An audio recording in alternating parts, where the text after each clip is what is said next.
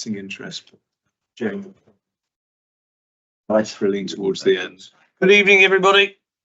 Welcome to this evening's Lichfield District Council Planning Committee meeting. This is being held on Monday, the 13th of April 2026. This is a publicly broadcast meeting that is streamed live via our website and on YouTube. I would therefore ask that you conduct yourselves in an appropriate manner. I welcome those present in this seating gallery on the one downstairs and ask that you be respectful to the committee members, its officers, as well as those speaking. I ask that you remain seated and quiet during these proceedings. My name is Councillor Chetland, Chair of Lichfield Planning Committee.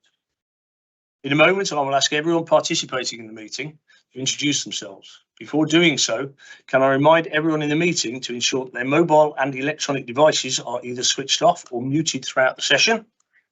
For those who have registered to speak, please ensure that the content is relevant and material to the debate in hand, and you are mindful to stop at the allotted speaking time. If you go over, you will be asked to stop immediately. When speaking, for the particular benefit of those following at home, as well as myself who wears hearing aids, can you please speak clearly so that we can all hear what's being said? There are microphones in the roof that will pick up everything that is said, even if it's whispered to the person next to you. The Planning Committee is a non-political, quasi-judicial committee bound by National Planning Policy Framework, Lichfield's local plan and supplementary planning guidance. Our decisions are informed by planning considerations tied to these policies. It is not a pure science. We must weigh up benefit and harm when coming to review. The arrangements for conducting this meeting will be as follows. Officers will introduce each application.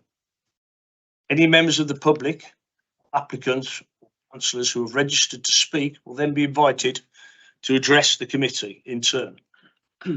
Members are reminded when the debate starts to keep their questions to the point and on matters of clarification for planning issues only, please. Technical questions and clarification of detail application will generally be best directed to the officers. Committee members will then discuss and decide on the officers' recommendations on each application. May I also be clear that we cannot receive questions or comments from anyone in the public seating area. Please be assured that the committee will aim to thoroughly question and consider all matters before it in coming to a decision. When we do come to a vote on each application, I will initially ask all members to confirm if they are minded to approve the recommendations in the report by raising their hand. I will then ask those who are voting against the recommendations or abstaining to confirm the specific planning reasons that they are doing so. In the event of the vote being carried against the officer's recommendation, I will ask officers to comment on the validity of the planning reasons, and if recommended by officers, will ask the members to vote again on whether to defer that item for a further report on those reasons. If for any reason a member is not present for the whole of an item, they will be asked not to vote on that application. I will now ask the members and then the officers participating to introduce themselves. I'll start with my Vice Chair. Good evening, everybody. My name is Derek Cross. I'm Vice Chair of this Planning Committee. Good evening. Councillor Mears for Highfield Wars. Councillor Stevenson for Orrewas and Frodling. Councillor David Salter, Shenstone. Councillor Tom Marshall, Councillor for Armitage with Hansegg. Councillor Hugh Ashton for Stowe. Sonia Clavely for Orrewas and Frodling. Councillor Di Evans. Councillor Michael Galvin. Councillor Andrew Rushton for Whittington Street. Councillor Jane Anker for St John's Wharf. Thank you. Now I'll ask the officers to introduce themselves. Gillian Penham. I work as a senior consultant for Lichfield Council. I'm Watts, Senior Planning Officer. Evening, I'm Henry Wood. I work for Staffordshire County Council and I've commented on the flood risk assessment for the Kings Bromley site.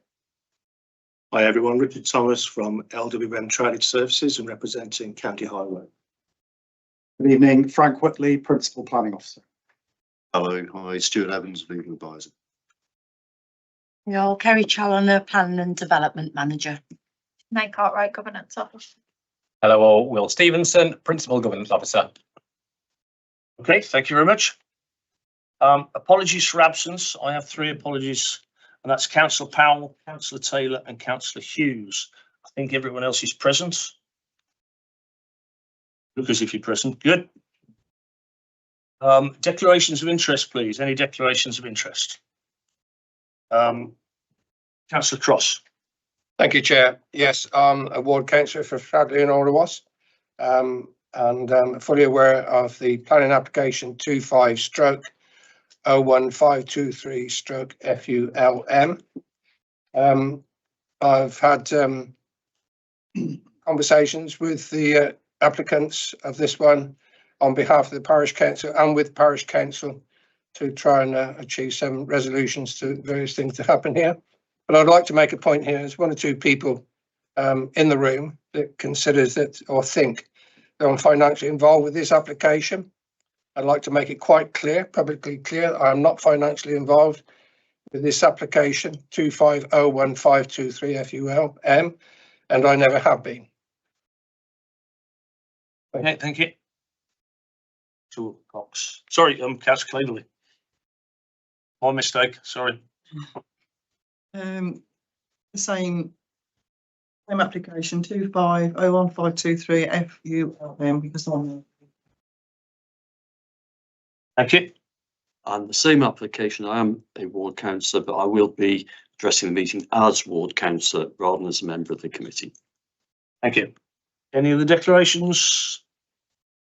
Okay, okay. The minutes of the previous meeting, you've had an opportunity to see them. They are there. Any matters arising in relation to the minutes from the last meeting, please? Chair. Okay. Okay, all those to move. Thank you. So we move on to the planning agenda now. If I can make reference to the fact, I'm not going to rush anything, but at the same time, we have got 4 fairly lengthy applications to get through. So if we keep our comments to the point and ask the relevant questions in the most succinct way that we can. And we have a number of speakers to listen to. We're going to put their points of view. And the first speaker, when I find the right piece of paper, I did have it a second ago. It is. It was there a minute ago. I'll find it in a minute. The first speaker is Leanne O'Neill, who's speaking as an objective on Mr. First. application. Oh, yes, right. Let's see the presentation. Good idea. Moving on, Leanne, you are forewarned that once we've had the presentation, once we've had the presentation, and this is application number 25/00724/OUTM, land between 39 and 55 Litchfield Road, and this is going to be presented to us by Frank Whitman. Thank you, Chair. Good evening, everybody. This is the application and the description there for 70 dwellings as per report. Location plan is outlined in red, location here. Just for members' information in terms of the context, Kings Bromley Cricket Club play on the playing field just here, primary school here. That line is the settlement boundary. Number 39 Litchfield Road is positioned here, number 55, 57 and 59. So there are 3 dwellings in this little triangle here. Manor Park Lake and Crawley Brook running west to east, just brushing the edge of the application site.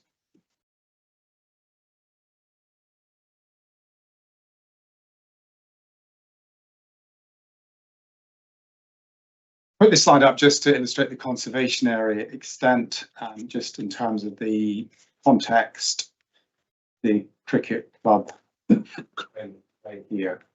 So sorry, Frank, I'd appreciate, could you speak up just a little bit? I can do. I'm hard of hearing at the best. I don't know whether everyone else can hear at the back, but you're presenting looking that way. If you can just speak a little bit, I'd appreciate it. Is there anything anyone would like me to repeat thus far? No, we're okay.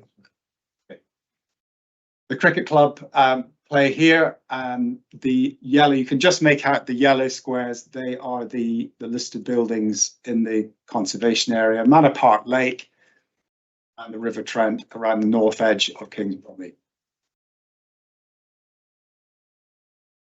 I'll take you through the photographs quickly. Photograph 1 is taken at the bridge on Crawley Brook, looking into the distance towards numbers 57 Lichfield Road, and you get a glimpse of the Crawley Brook in the ditch underneath the bridge here. Photograph 2 looking north up Crawley Lane.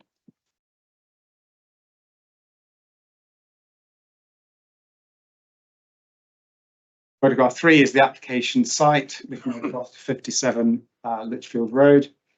And 4 is the cricket club. And in the background, you can just see the existing cricket club fence, which is, I'm told, is 12 metres high. You can just make that, behind that is the existing Newton Lane development.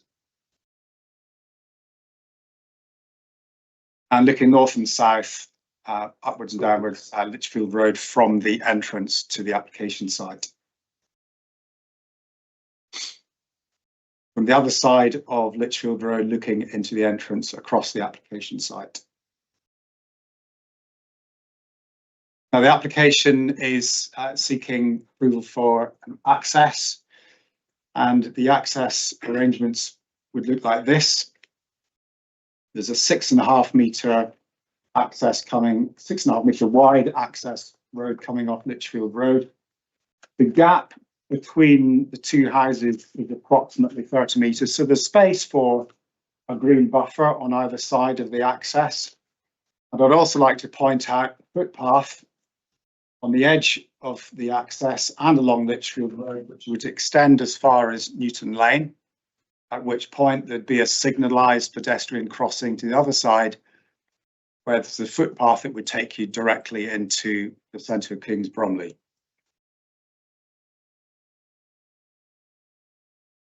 The parameters plan would be an approved plan at the outline stage. It would give flexibility for the residential development in the centre, and it shows where the green space would wrap around the residential area. This plan is illustrative, but it shows how the development might look if implemented. Point out a few essential features on here. There's 2 attenuation basins, which are connected, which would drain into Crawley Brook, runs along here. Also, this dark line here is the drainage swale, which would collect water before it runs across the boundary, and it would drain into Crawley Brook all the way down this swale. There's also a filtration drain along the northern boundary, and it would turn south, collecting at Crawley Brook. There's 3 local areas of play. Probably can't see them, but there's 3 towards the centre of the site, and a fall water pumping station here, tree planting here.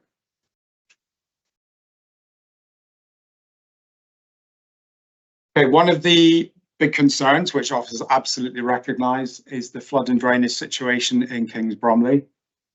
And it's not hard to understand why when you look at this slide, which shows the drainage strategy.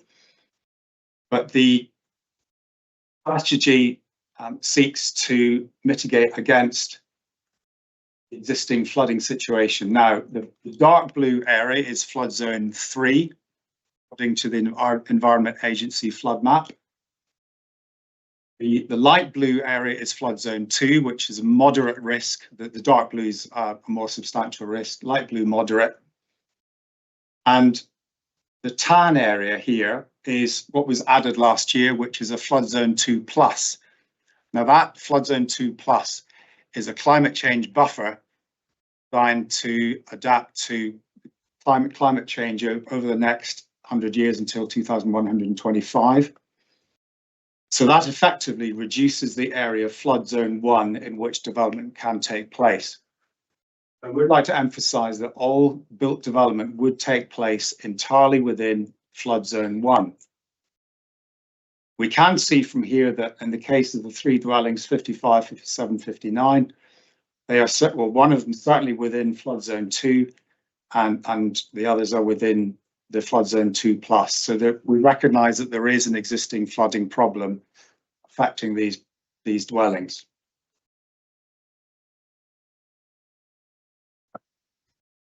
The other thing I'd like to say about the drainage strategy, the submitted flood risk assessment has considered a number of photographs and 1 or 2 videos as well, which capture flooding events in recent years in Kings Bromley. And those flood events capture typical scenarios of a car being stuck in the water or abandoned in the water. And there's been a lot of pictures taken like that, which have been given to the LLFA. Now, the flood risk assessment seeks to identify the locations of these events or where these occurrences have taken place. And I would like to emphasize there's no evidence that any of them actually taken place within the white area. Yes, there's a number of breakdowns and cars that have become abandoned on Lichfield Road in this area here, and that correlates quite strongly with flood zone 2 on Lichfield Road. Equally, down at the bottom end of Crawley Lane, floods regularly. Now, the pictures we have all indicate flooding around here, but not actually within flood zone 1 here. Crucially, the drainage strategy seeks to ensure that it would create no more than a neutral impact on the existing flood situation. That is really, really important. As required by the NPPF, it can't make this existing situation any worse. And that's what it doesn't do, and that has been confirmed by the LLFA. Secondly, the surface water drainage strategy is it would collect in the brook via the attenuation basins, which have sufficient capacity to store water during a flood event. And when the flood dissipates, then the attenuation basins would drain the water as you'd expect. But also, it wouldn't cause any worse flooding on this side of the boundary because of the swale down here. So the strategy seeks to make sure that it's not going to make the situation any worse, especially outside the application site.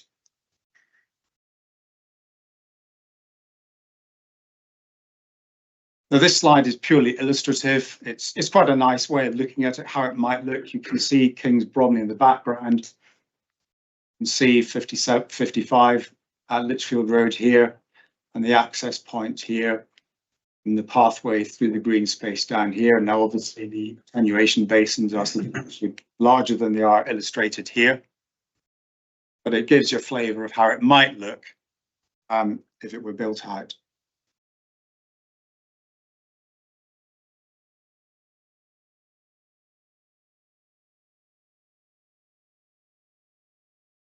I've set out the main planning considerations here, which are as per the officer's report. Most of these, I think, are reasonably well understood in the report, but if there are any questions, I'd be happy to answer them afterwards. But I would like to just highlight the principal development is established by really the fact that the council doesn't have a 5-year housing land supply. We are at substantially less than that, which means that tilted balance places the application in favour of the principle of sustainable development as per the NPPF. And I've covered flooding and drainage, but as you can see here, it says neutral impact to the flooding situation. In terms of historic environment, I'd just like to emphasise, yes, there's a conservation area. There are listed buildings to the north. As per the conservation officer's comments, it wouldn't cause any harm, or it would be at the lower end of the less than substantial harm to the significance of the heritage asset. But in terms of the public benefit, that outweighs the harm to the historic asset. And I just again highlight the section 106 contributions at the bottom there. And I think that is all I can say. There aren't any outstanding objections from consultees. Yes, there are concerns about it, but on balance, officers are satisfied the application can be recommended for approval. And that is the recommendation. Thank you, Chair. Yep. Four speakers on this one. The first to go will be Leanne O'Neill. You want to have a seat at this chair here? Okay, you will have 5 minutes to speak from the time at which you start to speak. The microphone's up there, it will pick you up.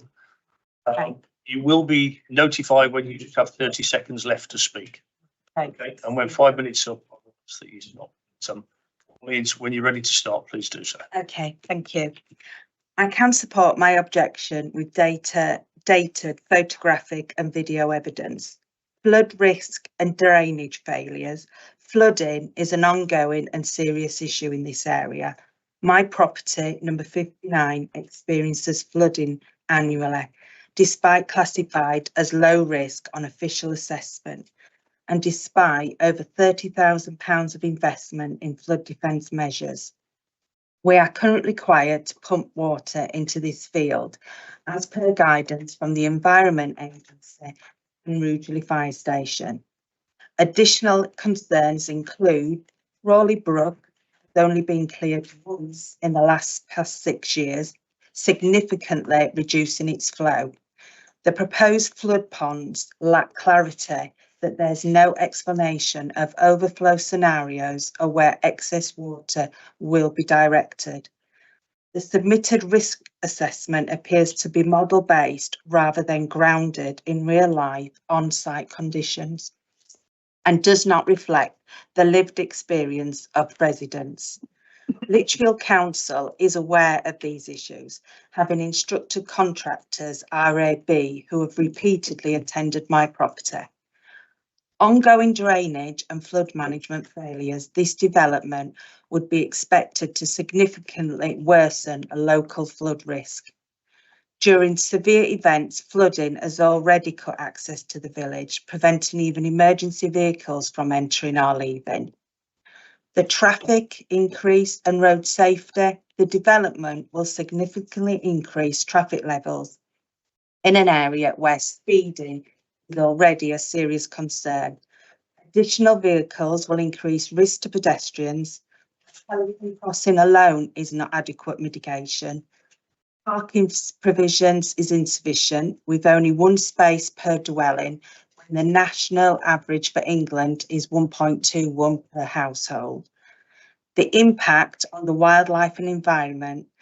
This area has already experienced environmental disruption due to the HS2 work.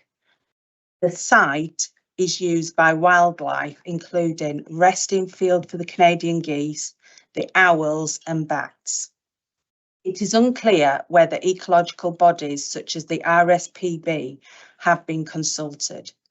This development risks further damage to already pressured local ecosystems. The impact on existing properties, nearby properties, including my own, which is nearly 100 years old, will be directly affected. Concerns include structural and environmental impacts, loss of amenities, no clear information on compensation or mitigation for affected residents, increased noise pollution, the pressure on local services and infrastructures. Local infrastructure is already under strain, and add an additional 200 to 300 residents with this proposal. And Kings Bromley Primary School is at near capacity, with waiting lists for the new residents that have moved into the village. There is no guarantee the village will remain within the catchment for John Taylor Secondary School. Local GPs are already struggling, particularly following nearby developments in Alrewaz and recently approved housing in Yoxall 150 homes, Barton and Dunedwood 200 homes. There's no clear plan of how additional demand will be accommodated. The loss of village character, this development would fundamentally alter the character of Kings Bromley. The village appeal is based on rural settings and views, wildlife and natural environment, relative tranquility, access to good local schools. This proposal risks transforming the village into an overdeveloped area, removing the very qualities that make it desirable. The suitability of the development itself, the proposal raises practical concerns about its own viability. insufficient parking, 30 seconds remaining. high flood risk, limited access to education and welfare, ongoing road safety concern. Who's paying the bill when the homes flood? Thank you. Thank you very much. The next speakers are ward members, Councillor Cox and Councillor Punya. You have 10 minutes to speak between you. I have no idea what arrangement you've come to as to who's going to talk too much and who's going to talk too little. Are you starting? You're having 5 minutes each, and do you want to be told when 5 minutes is up? Yes, please. Okay, can we arrange that, please? In that case, your 5 minutes will start under the same conditions as time. You start to speak. Good evening and thank you. I'm speaking in opposition to this application on behalf of the Parish Council, local residents and Richard Cox and myself. The site is in Lichfield District Council Strategic Housing Land Availability Assessment deemed as not suitable for development. That means the District Council has previously considered this site and rejected it. It comes forward now because the requirement for our land for future development has changed in recent weeks, months. Because the land was deemed not suitable, the fact that the numbers game has changed does now not make it suitable. The density proposed for this site, says in the report, is 38 dwellings per hectare. However, the design code for villages, and Kings Bromley is clearly a village, suggests a range of 10 to 25 dwellings per hectare. If you take that range, the average, it's 17.5 dwellings per hectare. 38 is more than twice that average for a village location. The highest density currently in the centre of the village is 16 dwellings. On the outskirts, one would expect there to be fewer dwellings, the centre to be more developed than the outskirts of the village. Density should be assessed on the net developable area. As the planning officer has shown you, a lot of the site cannot be developed. Therefore, the whole site should not include the area, should not be used in the calculation of the area for development. It's gross overdevelopment. There is a belief, a strong belief, that the National Policy Planning Framework, paragraph 11, the tilted balance, establishes the principle of development.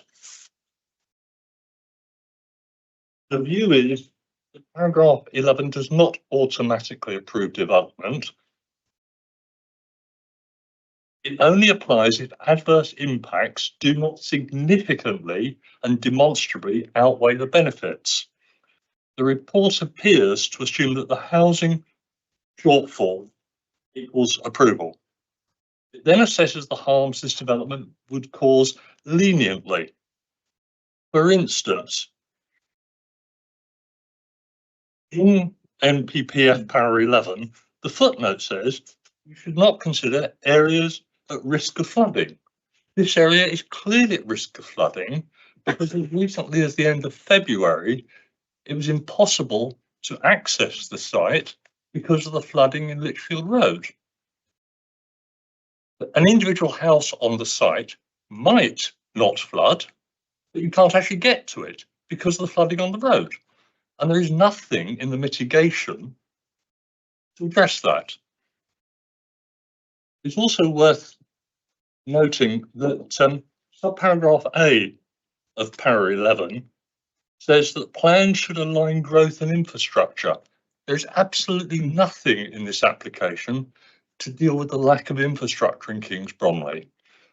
The local doctors' surgeries are already oversubscribed. The school is oversubscribed. The new secondary school in Rugeley will not take pupils from Kings Bromley. They're outside its catchment area. There is no support the people in these proposed houses.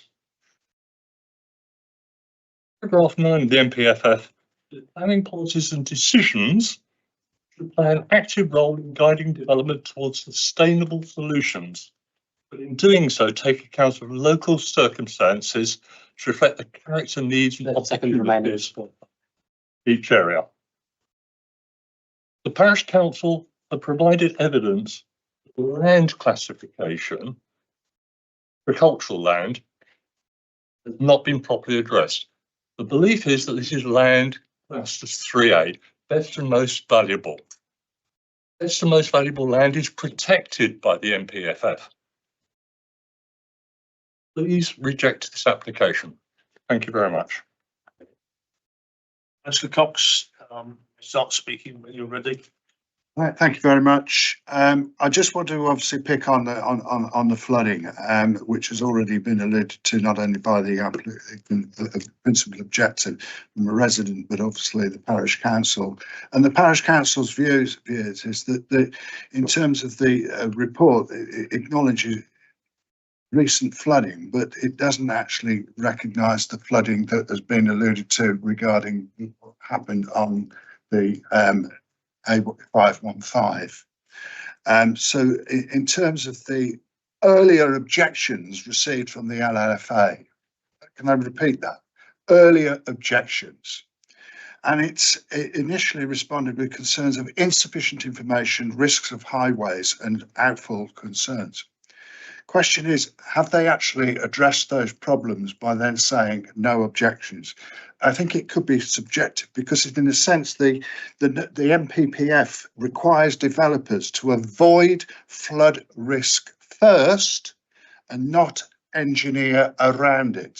So I think it's clear to understand that anything that comes forward is going to be engineered around it to avoid it. Local knowledge is desperately important. We have been caught out so many times when it comes to local flooding. Nobody knows better than the people that live there. It's not about topology and everything else that looks on a map. It's actual living with the problem. And the problem actually with flooding for the whole of Kings Bromley, which is actually has even been debated in the Chamber of Houses of Parliament by the Commons, because there are significant problems with flooding not only on the Lichfield Road, but Yoxall Road and also Orworth Road. It's already been alluded to that the fact that Crawley Lane, if this is expecting Crawley Brook to take in its overflow and everything else, well, Crawley Brook can at the present minute fails miserably with the flooding that's created. So in a sense, the LFFA have dismissed the concerns and the officers have dismissed the concerns just based on an LFA only. So it's been ignored. There's no clear answer. Can vehicles safely enter and exit during flood events? I would probably suggest currently the answer to that is no. Will emergency services have access, safe access? I think the answer will be no, because if you have that as being underwater for a period of time where the police and emergency service have to close the road and a road for a period of time until it's subsided, what happens then when you've developed and you've got all those people in that doesn't. Planning policy MPPF requires safe access and egress. So we're not going against, we're going against what the MPPF says quite clearly. And climate change risk, the sub-basin suggestions to Crawley Brook, I've already touched on Crawley Brook. It's not overtopping, it's not backing up during surcharged outfall. The system's failure risk has not been robustly tested, for example, when the Crawley Brook is in flood and breaks its banks. This is a conflict with the MPPF flood risk sequential approach and the core policy CP3, climate and resilience. Currently, there is a absolute evidence base on speeding along the A515, which is not being addressed by the County Council, and it might just lead to the County Council's highways I cannot see within the section 106 whether the figure of 8,000 is certainly not applying to a Pelican pedestrian crossing that has been referred to in the officer's report. My last information that I had when I was a county councillor, that we're looking at about 150, 160,000 pounds to cover those costs. So can we prove that, or have assurances, if there was a view to obviously approve it, are we actually, and we shouldn't be approving it until we've got a clear resounding yes, county council will fund it, because quite frankly, I don't think there's that assurance. And lastly, sustainable development. This was never a sustainable development in our previous plan. It was never a sustainable development in the emerging plan. Nothing has changed other than documented one evening, one day, somebody says 1.5 million, second day. That's 5 minutes. Thank you very much. We have a third speaker. This is Neil Cox. I don't believe he's a relative, but he's here as the applicant's agency, if he is. For the air of the viewers, no, we're not related in any direction. But I do know.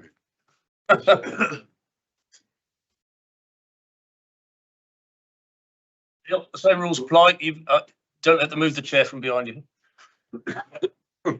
So you've got 5 minutes for the time at which you start to speak. You'll be given 30 seconds notice when you finish speaking. So please carry on. Thank you, Chair. Evening, members. The proposed development located adjacent to the sustainable village of Kings Bromley is for up to 70 homes, 28% of which will be provided as affordable. Access to the proposed development will be taken via a new priority T-junction with Lichfield Road. The site is located outside but adjacent to the existing settlement boundary and is bound on two sides by the existing residential area of the village. The site and the wider village lie beyond the green belt. The council's own evidence indicates that as a modest-sized village within the district, Kings Bromley has access to a good level of services and facilities, including primary school, pub, convenience store, sports clubs, village hall and play area, all within a short walking distance of the application site. The council's latest sustainability study identifies Kings Bromley as a level 4 settlement, which is clearly elevated above the smaller rural villages from a sustainability perspective. The council is unable to demonstrate a 5-year supply of deliverable housing land as required by national policy. In such circumstances, the local plan policies that relate to the delivery of homes, including settlement boundaries, are considered out of date, and the presumption in favour of sustainable development is engaged. This weighs heavily in favour of granting planning permission for sustainable development. In the context of the housing land supply shortfall, proposals adjacent to existing settlements with good access to services and facilities represent the most appropriate approach for the council to boost housing supply in the short term. It is recognised that the proposal has generated some public concern. However, the issues raised have been fully resolved through the evolution of the scheme, and the proposed development now comes before committee with no objections from technical consultees, including planning policy, Sport England, conservation, mental health, highways, flood risk and drainage, ecology, arboriculture, education and healthcare.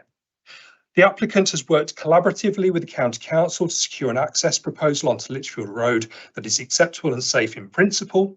The proposals provide connectivity from the site to the existing footway network. This includes the provision of a new signalised pedestrian crossing to Lichfield Road, which will provide good pedestrian accessibility to village facilities for proposed residents, but also existing residents on Newton Lane. In respect to flood risk, all proposed built development is located within flood zone 1, where flood risk is at its lowest. The applicant has provided a significant level of evidence at this outline stage, including flood risk assessment and sustainable drainage strategy. Additionally, hydraulic modelling has been undertaken by flood risk modellers to provide further consideration of the implications for the Crawley Brook. This provides certainty the proposal would result in no reduction in floodplain capacity or floodplain conveyance, and the development will not adversely impact the flood risk of land or properties up and downstream. The LLFA has confirmed no objection. The site is adjacent to Kings Bromley Cricket Club. A specialist ball strike assessment has been undertaken and concluded appropriate mitigation in the form of a 2-metre high cricket ball net. Following discussion with the cricket club, Richborough is happy to provide a greater level of comfort to trustees by agreeing to an increased minimum net height of 6 metres. The final details of the net will be a matter for further consideration at the reserved matters stage. In terms of benefits, the proposal will deliver much needed market and affordable homes to address the council's increased housing needs and housing supply shortfall, delivering residential development which will positively contribute to the council's 5-year supply. New green and blue infrastructure is to be provided, including publicly accessible open space, far in excess of the adopted open space requirements, including the provision of areas of amenity green space, new tree planting, a community orchard, children's play and biodiversity enhancement. The proposal will deliver a 39% increase in habitat biodiversity, significantly in excess of the 10% statutory requirement. The applicant has committed to all requested contributions towards local and strategic infrastructure, including improvements to education, indoor sports and swimming facilities and all bus stops. This is in addition to the significant SIL monies which will be provided and allocated to infrastructure projects by both district and parish councils. Second remaining. In conclusion, there are no objections from technical consultees and no identified adverse impacts that would significantly and demonstrably outweigh the highlighted benefits that the proposal would achieve. It's hoped that members of the Planning Committee will agree with the officer's recommendation contained within the balance report and resolve to grant planning permission subject to conditions and section 106 obligations. Thank you, Neil. I'm going to go back to the planning officer that was presenting, Mr. Whitley, who wishes to cover a couple of points. I'd like to add a couple of points in there. If you could cover a little bit in relation to the affordable housing side of things and the Pelican Crossing, which got mentioned earlier in relation to whether or not that's part of the 106 to be funded. And it also got mentioned recommendations for building off the side of villages. Okay to cover that as well as the stuff you wanted to tell me. Sure. Thank you, Chair. What I missed at the start, I just want to cover off and make sure that members are aware of the supplementary papers which were circulated at the weekend. The paper 4, Kings Bromley, 6 further public representations received since the report was published, covering infrastructure, emergency services, traffic and parking, flood risk, community engagement, and also a further representation from Kings Bromley Cricket Club, covering concerns, the impact to the community sporting asset, loss of amenity and operational constraints, and health and safety and liability concerns. So the late representations which have been received since Friday, 2 representations from members of the public covering themes infrastructure, flood risk, local character, educational capacity, emergency services access, traffic and parking pressures, and community engagement in the process leading to this committee tonight. And that covers the late reps.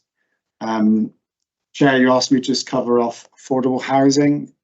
The affordable housing breakdown. Yeah. Pelican Crossing funding. So, thank you, Chair. So overall, it would be 28% affordable, and the breakdown that would be 65% social rent and 35% shared ownership.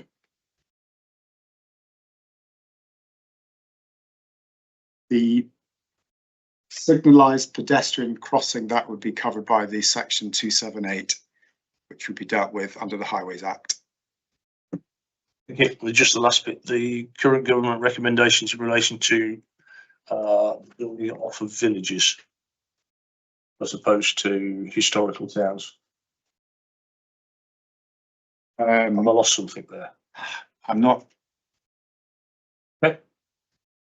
quite sure what the. Okay, it could be easily be my misinterpretation. So we'll stick with those and see if anything else comes up in a bit. Okay, thank you very much to the speakers. Now move to the councillors. Anybody wish to start? Councillor Galvin. I've just got, it's a bit of a technical question, really. With the flooding that's been raised, and so I know the area, and I remember, I don't know if it was this year or last year, there was lots of flooding everywhere around Lichfield district. But if we build a housing site on an area that's low risk of flooding, but there's engineering put in place to move this flooding into a stream that floods, are we then putting at risk the surrounding area? So that's the question. Through you, Chair, could I invite the LLFA to? This seems an excellent point at which the LLFA, the lead local flood authority, whose recommendations it is there's been questions. So it's a very valid question. It's a good one. So what I would say is that the drainage design, I don't suppose you could come back to the drainage layout, could you? Whilst that's coming up. So we effectively have all the surface water that's created within the site goes into a traditional piped gravity-based system. But we also have provided attenuation within the site. And the idea of that is that it will restrict all surface water coming off the site that goes into the Crawley Brook to below the natural greenfield runoff rate.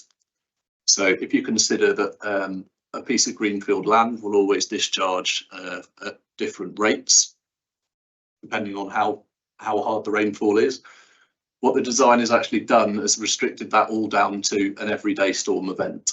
So it could be argued that, and that is why you have to have the two basins, because when you restrict the outfall, that water has to go somewhere, and they store it in the site in those two basins.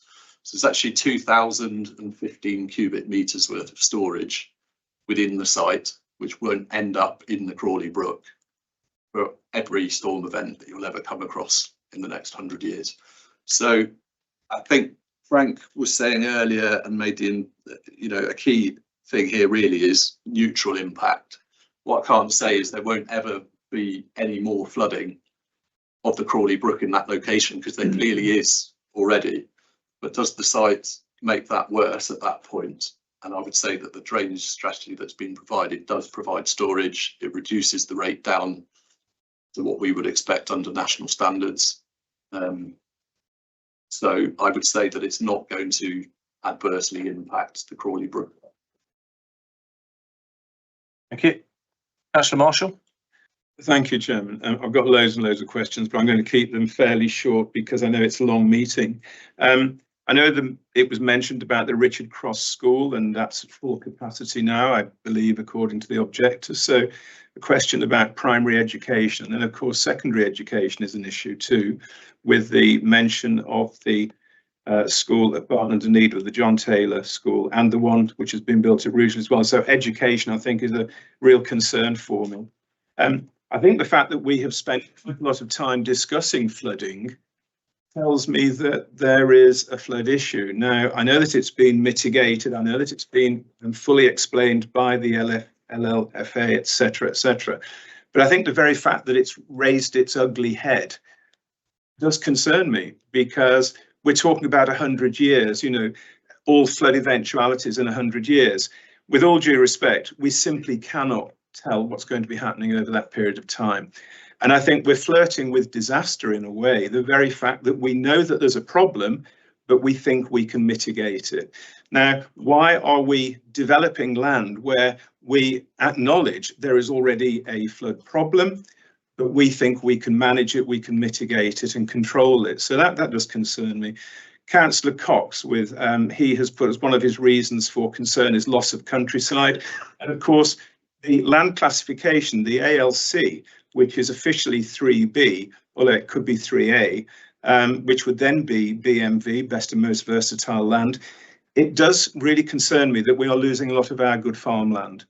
And I've seen before where applicants have actually suggested the ALC is of a certain standard, and then upon revisiting it, it has been classified at a higher level. So I think there's a lot of subjectivity goes on with the ALC classification. The fact it's outside the village boundary concerns me as well. And but I'm satisfied the biodiversity net gain, which was a concern for me, but I know that that has been addressed. Equally, the point that was made by Councillor Cox about the fact that this is an arbitrary decision by a Labour minister to change the NPPF in a way which is quite egregious, if I'm honest with you, concerns me enormously. And local authorities like ours are being put under enormous pressure to find housing in places which very often could be deemed to be totally inappropriate. So the density of the site, I think, is inappropriate for village. That's already been addressed. And I'd like to know officially whether we do or don't have a 5-year housing land supply, because I think at the moment that is a matter which is up for debate. I'm going to finish there. There are other points as well, but I don't wish to dominate the discussion. If those points could be addressed, I'd be very grateful. Thank you.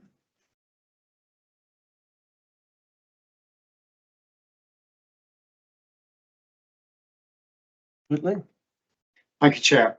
So just returning to the flooding, yes, I mean, officers acknowledge there is a significant local flooding issue. That is the case, but officers are also satisfied in conjunction with working with the LLFA and a great deal of effort in evolving a strategy that we consider will work. And that is crucial. And the point is that it's no worse than a neutral impact to that existing flooding situation. There is a pre-existing problem, but it would be unfair to prejudice this application because it's not actually contributing to the pre-existing problem. It stands up on its own 2 feet to avoid the flood risk and mitigate where appropriate. So we consider the application stands up on its own despite that pre-existing flooding problem. It is a complicated site to mitigate against, but in conjunction with LLFA, we're satisfied that it does just that, subject to proper implementation at the reserve matters stage. You mentioned agricultural land classification and the quality of farmland. Yes, the NPPF does encourage the protection of good quality land, but equally there are lots of competing interests in the NPPF, which have to be balanced. And there are lots of examples in the NPPF where planning judgment has to be applied.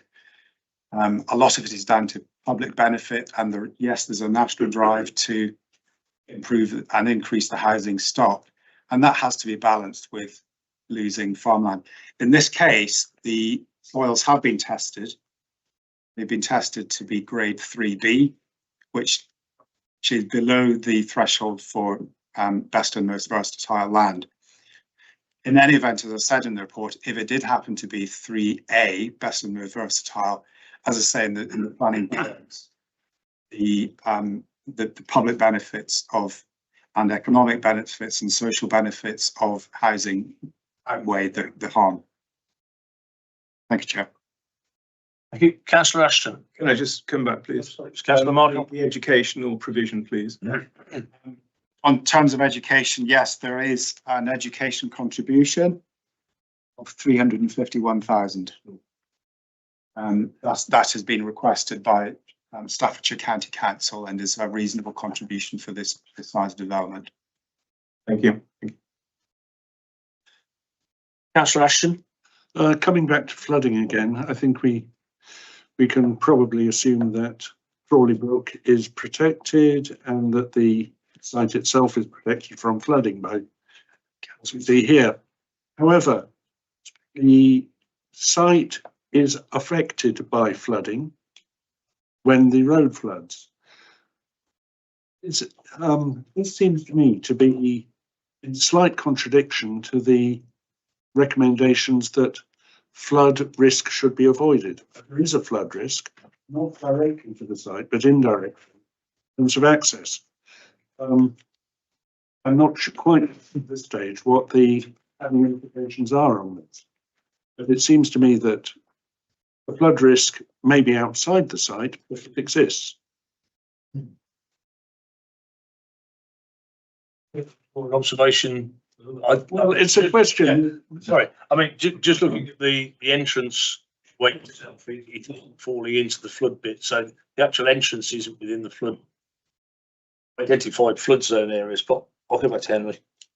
Yes, so that is correct. So the access and egress to the actual site itself is not affected by flooding. But you're certainly correct. There is certainly a flooding issue along Litchfield Road, which again, the site itself doesn't physically affect that flooding. However, I would see that more houses, there are more cars which will be affected by an existing flooding issue. So I think that is the issue really with emergency planning, and is probably outside of my remit. I sort of say that. Okay, Councillor Salter, please. Just on that comment there, yeah, I was going to touch on flooding, but the comment there's shut me a little bit. No, the flooding isn't affected by the site. The site is affected by the flooding. So, you know, why should, just because you can doesn't mean you should. The point I wanted to raise though, following on from Councillor Marshall, the 5-year housing land supply. There's been a quote submitted to us for a different application, but I'll use it in this instance because it refers to the same thing. The officer report justifies that in part the basis of an unmet housing need in Lichfield's and Lichfield's inability to demonstrate 5-year housing land supply. However, apparently, and this I'm quoting something that was submitted to us, the council's own authority monitoring report of 2024 to 25, published in January of 2026, states that Lichfield can now demonstrate a supply of residential sites capable of providing more than 5 years worth of housing against its local housing need. What's the truth? Those are different figures to the ones I've heard, so if someone wants to take that. Go on, Kerry. Yeah, so our current housing land supply is 3.5 years. That was published in January this year, and it related to the 1st of April 2025. We are probably about to release our updated figure, which isn't too far off 3.5. It certainly doesn't take us over the 5 years, which is the magic supply number that we need. Okay. I'm not sure where the figures come from in that representation. That was submitted to us that I couldn't find the answer myself. That's why I phrased it. If I may, Chair, one more point. The section 278, I believe you mentioned, for the Highways Act for this crossing, there was still no indication as to who actually pays. It's an expensive piece of kit. Happy for me, Chair? Yeah, certainly. So just to add to Frank's reply, so the 278 is an agreement that the applicant will make with Ross's County Highway Authority to deliver works at the junction and the crossing. So the applicant pays, they design the works and they have them built in accordance with an agreement with us. So it's how a lot of offsite works are normally delivered, and we've discussed many sites since I've worked with you guys. So that's how that will be delivered. There were some queries on the 8,000 in the 106. While I'm speaking, that's to do with two items. One is a travel plan monitoring fee for how residents will be encouraged to travel sustainably. And the county council will work with those residents when they're in situ. And another part of that 8,000 is a school travel sum, which goes towards school travel planning, in the locale. So that's the 8,000. And there is additional bus infrastructure that the applicants negotiating at the moment with the county public transport team. So that is an additional piece of infrastructure. Okay, thank you. Thank you. Councillor Mears. This is a question to the flood risk officer. Could you put that drainage drawing up again? Sorry. Apologies.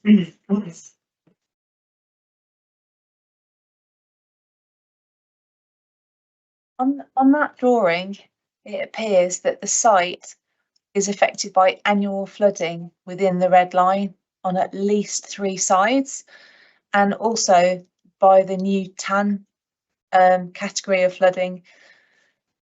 If that site is developed, then there will be a lot more hard surface in there, so we can expect that flooding to encroach further into the site. With regard to the flood assessment and the mitigation that's been put in place, what is the expected volume of water, taking into account the fact that there will be more extensive hard surfaces, roof surfaces, what have you, and surface water runoff? What is the volume of water that will be expected on that site compared to the contingency that's been put in place to handle it? Because that is an agricultural field surrounded by agricultural fields, all of which absorb water, and you're building, a residential development which will just exacerbate the flood risk situation. That's based on how the land is now, not what it's going to be. So my question is, what is the volume of water that is now expected on site, and how has the two pools, what level of water can they, is it just one storm, or if we have 3 weeks of storms, can they cope with that, along with the fact that the surrounding fields won't be able to absorb won't be able to absorb water? To your question, so what I'll do is I'll just give you an overview of the drainage system. So the drainage system that has been designed effectively takes a calculated impermeable area of the site that's based, I believe, 60-40. So they have used some calculations. We don't have a development layout at the minute, but what has been provided is a calculation to consider how much runoff will come off 60% of the developable area of the site. As I said earlier, there is a restricted discharge to the Crawley Brook of 1.5 litres a second. So what we do is we take all the different types of discharge rates off the greenfield land, and we restrict back to an everyday storm event. So what they've actually done on this site is restricted the discharge into the Crawley Brook to 1.5 litres per second, which is similar to what would come off that site for an everyday storm event like we had yesterday afternoon. And to achieve that, they have storage within the site within the 2 ponds. So to achieve the restricted discharge rate using a hydro brake, water will back up into the site and into those 2 ponds. Now that has been sized based on the latest rainfall data that we have in the UK. It's also been calculated using climate change factors of 40% higher rainfall events. So the idea is that that storage within those 2 ponds is not only viable now, it's viable for 100 years' time over the lifetime of the development. So you make a good point with impermeable surfaces.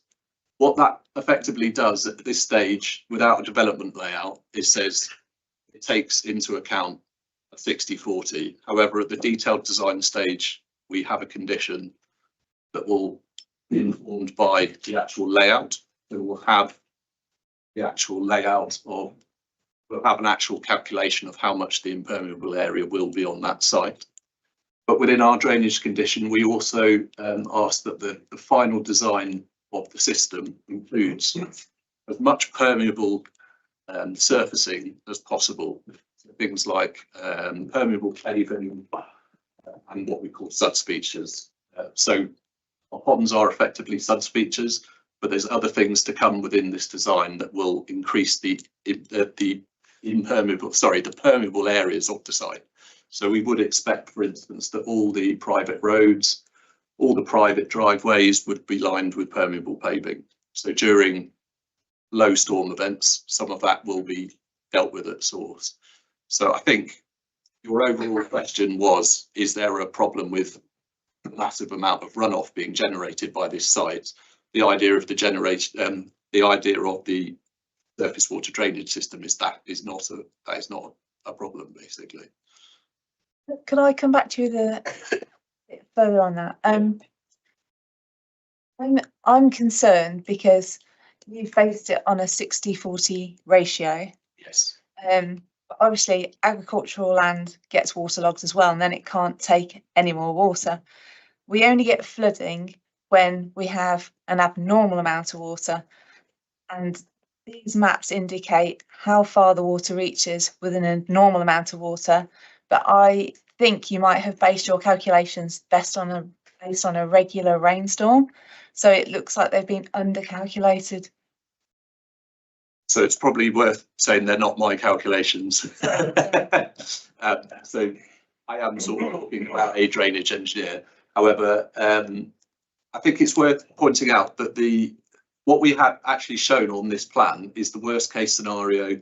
So the orange hatching is basically the flood extent for a 100-year rainfall event, plus an indication of climate change on rainfall.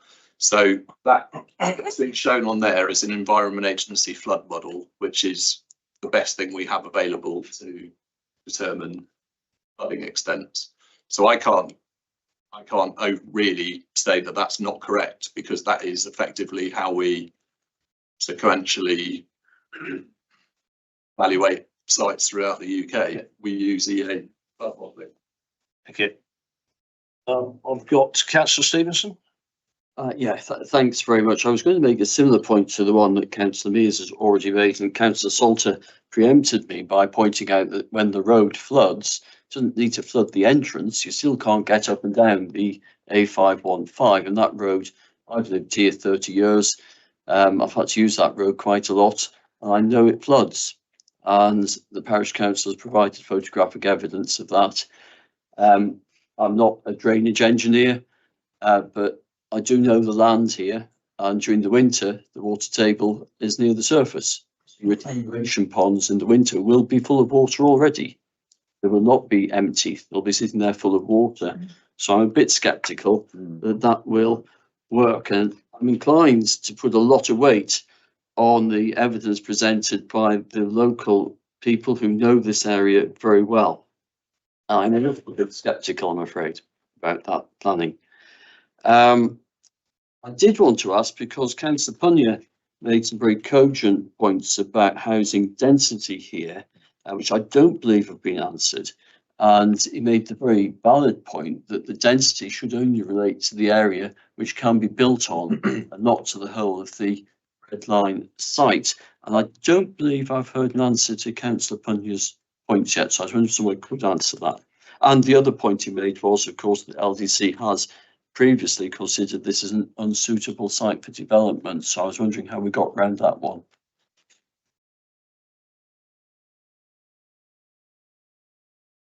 I think that was more observations than a direct question. Well, I did ask Cyrus' question. Councillor Punyer could have an answer to his question about housing density. In relation to the density. With that one, Chair. Okay. So the density, clearly when you're measuring density, it depends on what actual area you're measuring. Now, I noticed in the application that the applicant has tried to minimise the density, and what they in fact did was include highway land, which I think, as you pointed out, is unreasonable to include that to reduce the density. But what I would consider is actually what is developable land, and that is exactly what the conservation officer has done. And the conservation officer, looking at this stage, he has no objections, and largely it corresponds with the aspirations of the design code. Now, where there may be conflict with the design code, I would still look to the NPPF. And the NPPF, yes, we're short of housing, we're trying to get the housing supply sorted. The NPPF encourages higher density development to make the best use of land. So you have to make that balance between the aspirations of design and the aesthetics of development, with actually achieving a sensible density to really make developing the land worthwhile. And that is why with aspirations, or the applicant seeks to achieve 70 dwellings overall. Thank you, Chair. Okay. And on the Schlar point, that's the strategic housing land availability assessment. That advice said the land wasn't developable. Well, that was because of the flooding, but that is guidance only when it says not developable. It's up to the applicant beyond that to design a scheme that works around that advice. And in officer's opinion, that's exactly what we have here, is a scheme that works around the flooding risk and the existing flooding situation. Thank you, Chair. Okay. Councillor Marshall, did you indicate? Yeah, yes, I think the point I was going to make has been alluded to really by Councillor Stevenson. But it was simply that the access road, the 515, we've already established that there is a flooding problem there periodically.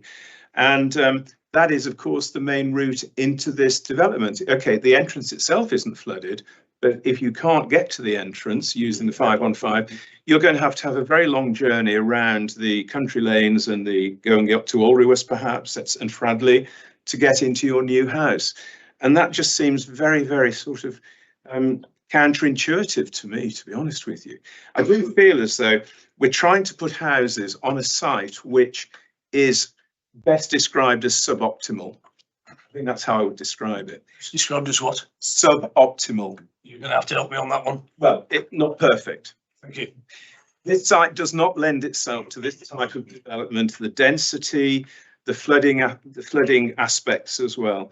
I am very uncomfortable with it, but the problem I have is that knowing how the planning system works is that unless you've got absolutely concrete, bulletproof reasons for refusal, you're in trouble, because I don't want to land LDC with a large bill if this were to go to an appeal.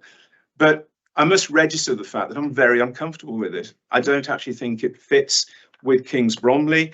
The density, I think, is wrong. Say loss of countryside and decent farmland, again, sits very uncomfortably with me. Flooding issues, I think. Yes, and flooding issues, I think, are very severe. And the fact that we have spent nearly an hour, and well, 3/4 of an hour, discussing this, where I think one of the core objections is about flooding. And I just wonder whether in 25 years' time, if this were to go ahead, people who bought those lovely houses saying, do you know what, we can't sell it and we can't insure it either. We're stuck with a property which has become an albatross around our neck.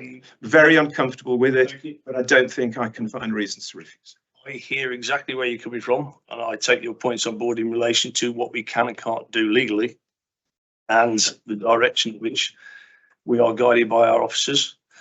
We have heard a lot about flooding, and we have someone here from the LLFA here today who are here as the authorities on flooding. We often have highways here, and we take their guidance in relation to decisions that we make. The attenuation pools in relation to the amount of rain, Councillor Mears mentioned the amount of rain is going to fall whether there's houses there or not. It's just the speed at which it reaches the brook. I get that, and that's what the attenuation pools are for. They're both situated within the level 1. So they then hold the water within the level 1, not contributing. And the rate at which they allow that water to leave is the same rate as if it had been absorbed through the soil if there'd been nothing built there in the first place. I hear all of the arguments in relation to the flooding. Is there anybody else who wishes to speak afresh? Sorry, Councillor Mears. Brief point to make, point of humour. I noticed that in the highways report, they put here that we require an additional target to reduce car trips by 10%. And this is to be measured by annual traffic counts, and reference should be made to the forecast trips in the TA. It's very difficult for cars to travel through floods. So the humorous point comes when they are pleased to see that each household will be provided with a £150 bike voucher, but could residents please be given the option to have a free 4-week bus pass? But earlier in the report, it says there is not enough bus service to support the development. So we're building an isolated settlement, which is further going to be isolated when it gets floods. Anything? Anyone else from councillor wise? I've had no recommendations and no objections. So at the moment, looks as if I'm putting this to a vote.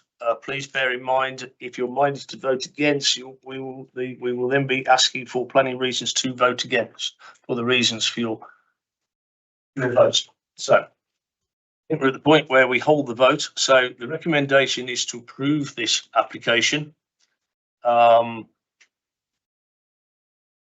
had a lot of debate. I'm still not totally sure which way I'm going to go with it either. So, all those in favour of the development, please indicate. 2. 2. 2. All those against?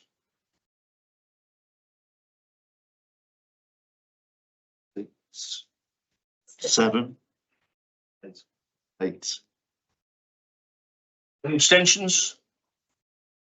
2 abstentions. Right, I now ask those members who voted against their grounds for this.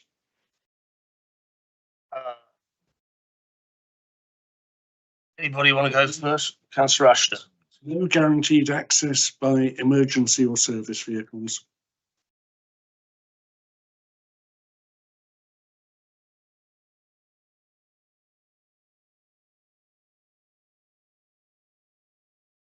Access by emergency vehicles. Do we have some Sometimes. policy reasons as well? We need some policy. Anyone else? I'm not convinced there's adequate mitigation against flooding. We don't believe we should be building mitigation against flooding. We think we should be avoiding building in the flood risk area. I think I've summarised that. Yeah, if I can just add to that, that the wording I believe was referred to earlier. Couldn't avoid not near a solution. I think that was the wording used in a policy. Make a note of the policy.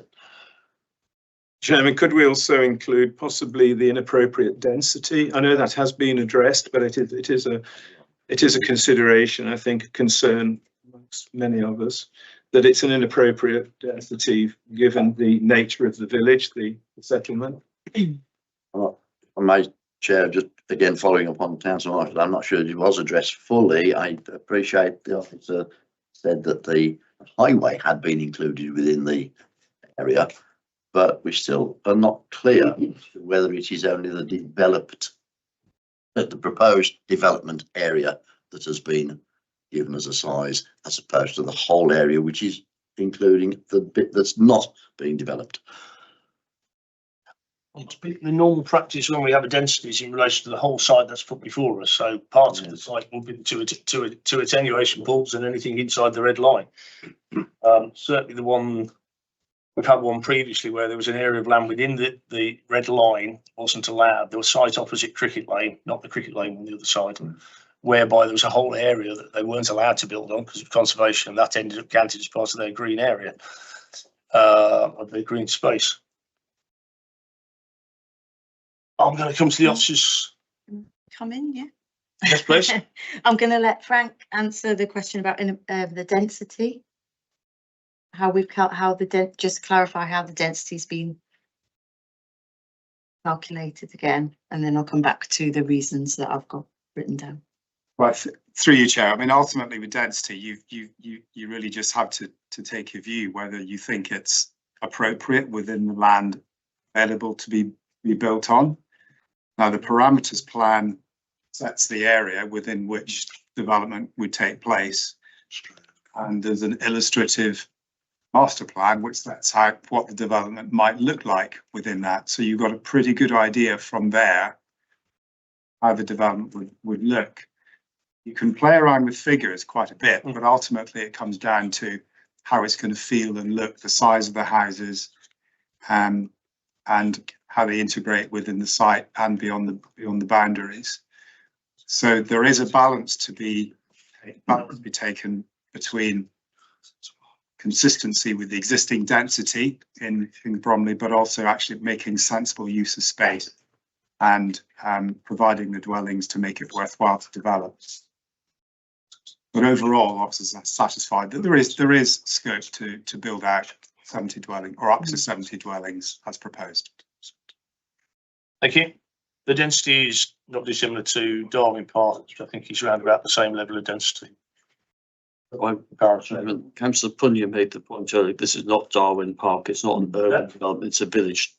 I think that was the point he made very cogently at the beginning. No, I was just giving an example of what that sort of density would be like. Give the other points.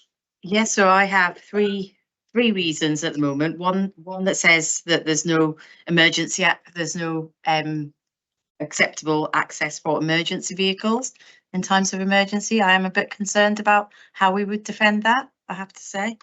And then the second one was flooding. We haven't adequately demonstrated that the development is acceptable in flooding terms. So yes, that would be core policy 3. The inappropriate density, that's policy that we're basing that on is character and appearance of the area and the settlement of Kings Bromley. Highways. Yeah, can we clarify that what appears to be a wholly insufficient infrastructure, i.e. the schools, the doctors, and all that, can we take that into consideration? Sustainability. So in a way, and through you, Chair, certainly the members, I think it was Councillor Marshall, although it may be probably Councillor Salter, mentioned the tilted balance. So are members considering that clearly with the tilted balance, there is, because there's no 5-year housing supply, there's actually a presumption in favour of development. But if members considered there is sufficient harm here, that balance can really move in the other direction. So are members considering that this is, in their view, unsustainable development for all the reasons that have been mentioned? Yeah. Can I support that with a highway statement that they require an additional target of reducing car trips by 10%? If residents in the new development can't move locally to school, education, healthcare, how can we prove that we are making a sustainable development and complying with what highways have set out they require? Yeah, could I just seek some clarity on the emergency access? Yep. I'm going to slightly paraphrase, so apologies if I get it wrong. So are we saying at the moment the site can't be accessed because it's flooded, the A515, and therefore sometimes it's flooded, I think it's when it's that's an existing highways problem, I can take that away, so I'll do that anyway. That may lead to a whole host of issues being needed to be looked at in Kings Bromley. Is it the road's fault? Is it the land that fronts the road that's causing the flooding? That needs investigating. So in terms of the 10% thing, what are we saying? People can't get there because it's underwater? No, it's highways have written, it's in their report. We require an additional target to reduce car trips by 10%. Obviously, if it's flooded, that's going to prevent the car trips. But equally, people won't be able to travel because although they've offered a £150 bike voucher, I don't suppose a bike will make it through the floodwater. And if a bike and a car can't make it, it's unlikely that the 4-week free taster bus ticket is going to be successful either. So we will. That's my question. It relates to flooding. And the sustainability of the development, because you could end up with people needing assistance and the services just can't get there. And equally, they can't get out to get help. So there are 2 points there. One is when it's flooded and one is when it isn't. Is that correct? Yeah, it doesn't adhere to what highways are requesting, their statements, their requirements in their statement. Right. I think we're worried, Chairman, if I may just say, I think we are worried about the unsustainability of the community of Kings Bromley. It doesn't have a doctor's surgery, no dentist, nothing like that. Okay, it's got one shop, it's got a pub. Councillor Marshall, I get that, and we get this is every single application. I also understand we've asked the integrated care boards for their input, and it is down to them to make representations in relation to cover. Education, there is an educational contribution. I know a little bit about the education side of things because I did ask when there was going to be a new secondary school within the Lichfield district, because all the schools are full. And the answer I got, admittedly it was 18 months ago, the answer I got back was the schools sustain themselves and the catchment areas get smaller until such time as when other people have to travel further to find somewhere to go. So the Friary School currently takes from Longdon and beyond. As Lichfield grows, people from Longdon won't get into the Friary School. Now, I don't agree with that. We should have good schools that all kids could attend. But with increasing densities, it makes education more difficult for those people who live further out. We have asked the relevant areas in relation to medical services and education, and they put in applications for financing, and they don't build any new surgeries. A lot of the sites that we get here come here with, we'll build you an infant school, we'll build you a secondary school, I'll rephrase that. We've allocated a site for a secondary school, we've allocated a site for a doctor's surgery. And I think one of the applications we're going to look at later in Fradley, the application for the place that is allocated as the doctor's surgery is going to be used as the compound for the materials because no one's ever built a doctor's surgery. It's really difficult, this one. The area is built on level 1, or the house is built on level 1 floodplain assessment. It's the areas around. The mitigation has been presented to us by the flood experts, or hopefully the flood experts. I don't know who we go to if we do defer this. By the flood experts of how the water dispersal is mitigated within the site for eventualities. No matter what decision we make today, there is still going to be the same flooding issue as there currently is. There's no more rain going to fall at field. I'm a bit surprised. Came here expecting just to be inundated with cricket questions, but it hasn't happened. Not suggesting it does. I'm struggling to see a reason to be. Now I've got what we following on from The legal advice that we are refusing on the grounds that it's unsustainable development for the reasons set out.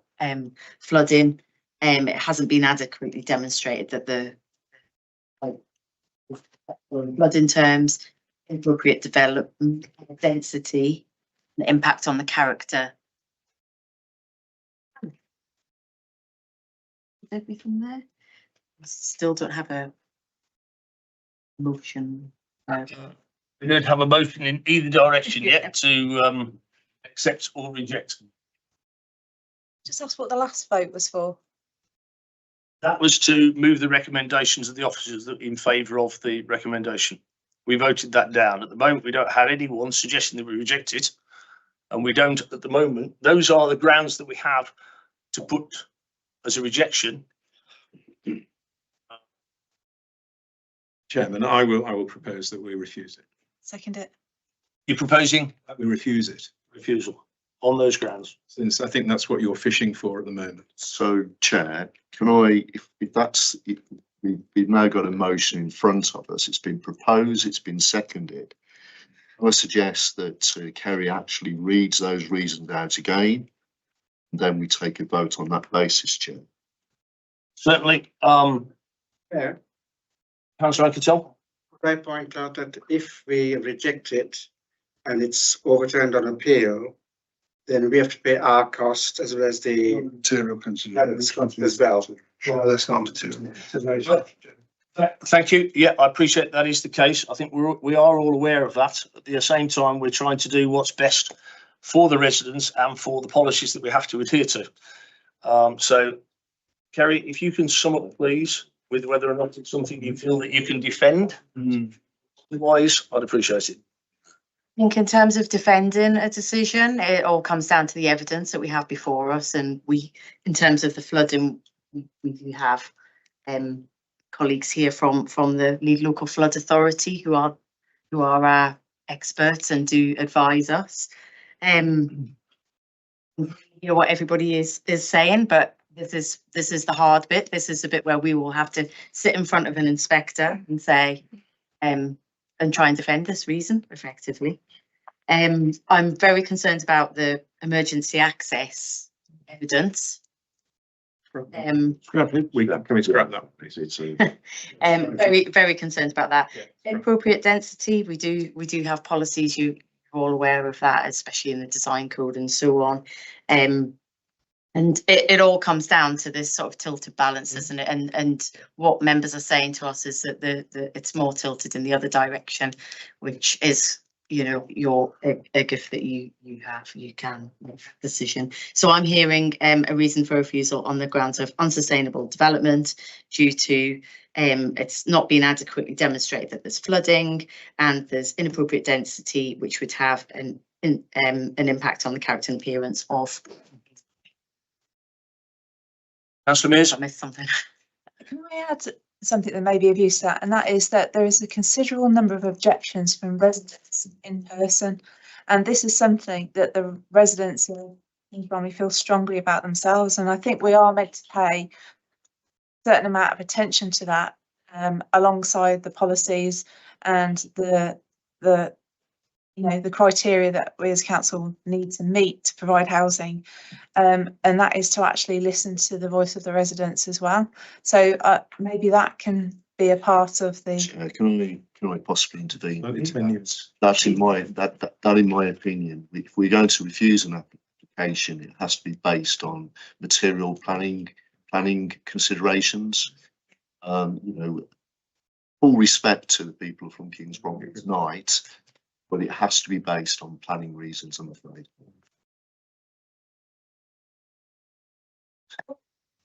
Sorry to interrupt. When the Horner Avenue case came before the council, because of the strength of local feeling, we rejected that at the time. Not on that basis, we didn't. Part of it was the number of objections.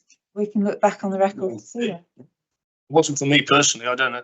I voted on the basis I thought it was an inappropriate access for onto the site in the first place. We rejected That was my material. We rejected on BE1, didn't we? So, right. So I've got a proposal for rejection at the moment by Councillor Marshall. Is anyone prepared to second that? Councillor Mears seconded. Sorry, who did? I did say.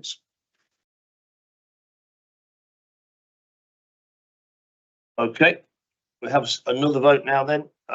Those in favour of rejecting on the grounds that have been stated, which is unsustainable development, which is primarily down to the flooding issues around there and the impact on the local, local character of the area. And infrastructure and amenities. Infrastructure and amenities, but personally, I don't. We're going back to the schools, doctors, and all that. It must have a Advise against. I don't think that's a material. It's not a material consideration. It should be. I agree, it should be. It's ridiculous that it isn't. You know, through you, Chair, had no objections from the NHS, etc. Got an education contribution from the county, so the county's satisfied on the education. So, Councillor Ashton. Only including density as well. And Inappropriate density. So, looking for those wishing to reject this application on those grounds, all those in favour of rejection.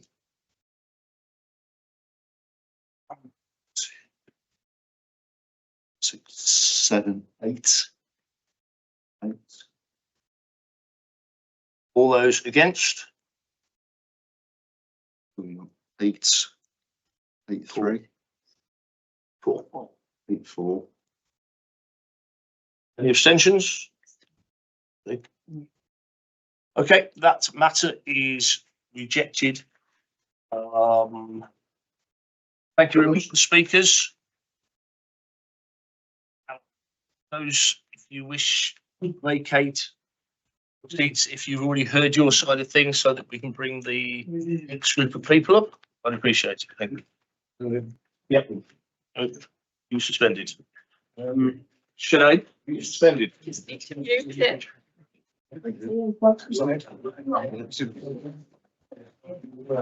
Sorry,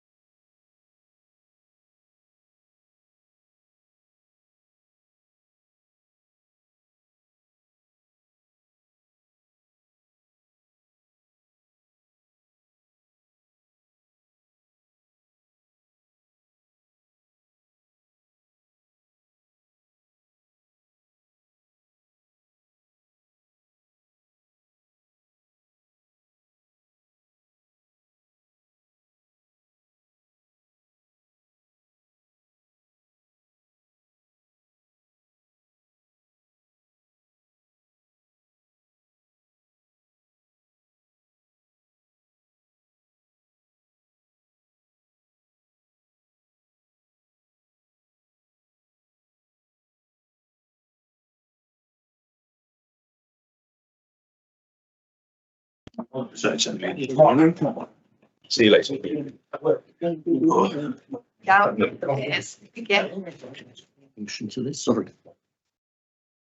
I didn't read it.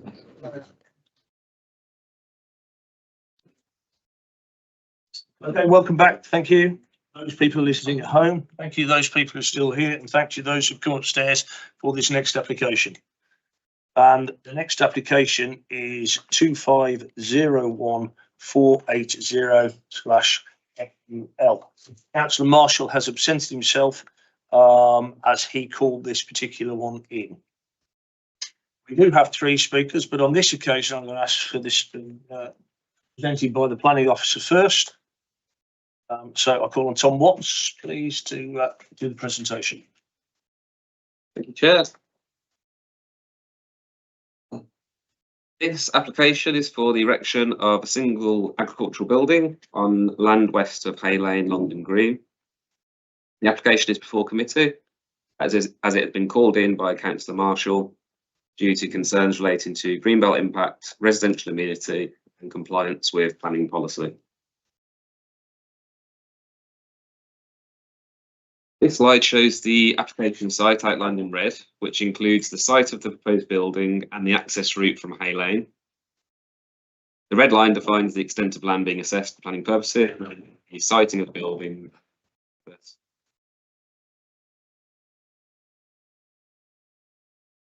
This aerial image shows the wider context of the site. The land forms part of a wider agricultural holding of approximately 3.1 hectares. And is located within open countryside in the Greenbelt. The surrounding area is characterised by agricultural land, scattered rural buildings and boundary vegetation, with a Grade 2 listed broomy fields located approximately 100 metres to the west. You also see the private track that runs from Hay Lane westwards to the application site. There have been neighbour representations regarding the use of the access and ownership of the private track. However, matters relating to land ownership or rights of access are civil matters and are not determinative in the planning assessment. For the purposes of planning, local authority is required to consider whether a suitable means of access exists in physical terms and is acceptable in regards to highway safety.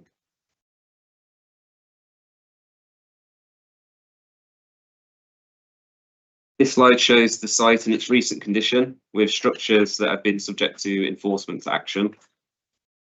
The enforcement notice has been served requiring the removal of unauthorised buildings. However, planning enforcement have confirmed that the remaining structures can remain in place pending the outcome of this application, as it seeks to provide a positive solution in the form of a single consolidated agricultural building to serve the whole, facing the dispersed unauthorised form of development that exists at the moment. These photographs show views of the site from Hay Lane and along the access track. The access is an existing track currently used in connection with the lawful planning use of the land. This image shows the location of the proposed building within the field, taken from the access track. This slide shows the siting of the proposed building within the application site.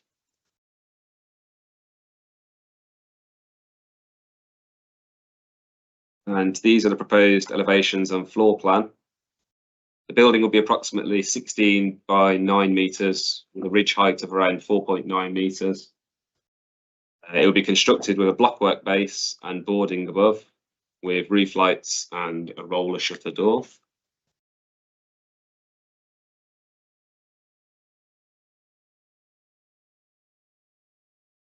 And to summarise the key planning considerations of this application, the proposal is considered acceptable in principle as an agricultural building in the Greenbelt and is of a scale that is reasonably necessary for the size of the holding. Access is taken from Hay Lane via an existing private track. Highways have raised no objection. There is a dispute between parties relating to ownership and use of the private track. These are civil matters and not determinative in the planning assessment. The Conservation Officer was consulted and considered that the building would not be visually intrusive. They considered that the building would be agricultural in appearance. Typical of development expected in a rural area and wouldn't be harmful to the setting of broomy fields. Neighbour representation's been made regarding potential flooding and surface water on Hay Lane. However, the site lies within flood zone 1, and given the limited scale of the proposal, the development is not considered to give rise to any unacceptable flood risk. In conclusion, taking all these matters into account, officers consider the proposal complies with the development plan. It's recommended for approval subject to the conditions. Thank you. Thank you. Once again, we have 3 speakers. Call on the objector first. Dennis Cooper. If you want to step forward, you have 5 minutes to speak, and the time will start as you say your first word. When you've got 30 seconds left, you'll be reminded you've just got 30 seconds left. When you reach 5 minutes, I would ask that you stop. Okay. Thank you. Whenever you're ready. Thank you. I'd like to thank the officer for his report. However, the committee is only able to make its decision based on the information before it, and there is a significant gap between what the report describes and what is actually happening on the ground, and I'm here to address that today. I'm Denise Cooper, the owner of the Grade 2 listed farmhouse, Broomy Fields, and the private lane that this application relies upon for access. First up, on the application's integrity. This application was due before the committee last month. It was pulled from the agenda because Certificate B notification served on me as the owner of the access land was found to be invalid, with the size of the building in materially different position to those submitted to the council. A fresh Certificate B has since been served, and we are now here today. This is not the first time this has happened. On the immediately preceding application, which was refused in October 2025, the Certificate B was declared as having been served on me as the owner of the land. Had not received anything. The application was therefore processed on the basis of false declaration. The committee should bear this in mind, that this is an applicant and an agent who have misrepresented the position on more than one occasion, as whether they should be taken at their word for anything else within this application. Secondly, no lawful access. The red line on your plan runs entirely across my access land and my private lane. This application has not demonstrated any deliverable lawful access to that site. The matter is subject to an active court proceedings to trespass, and no alternative access has been assessed anywhere in this application. The officer's report at paragraph 14.4 dismisses this as a civil matter. That misses a planning point entirely. The question is whether the application has demonstrated any viable and lawful access to the site. It has not.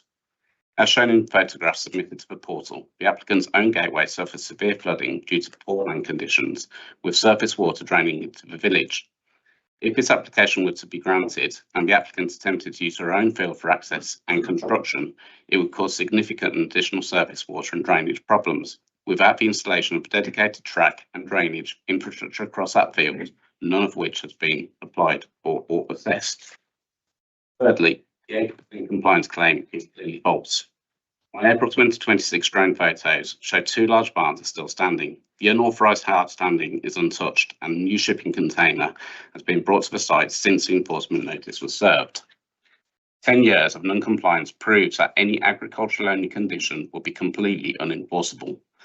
The officer states 80% compliance. As the enforcement officer to tell this committee which specific requirements of that notice have been met and which have not, and to explain how a site with hard standing intact, 2 barns standing, and a new shipping container represents 80% compliance.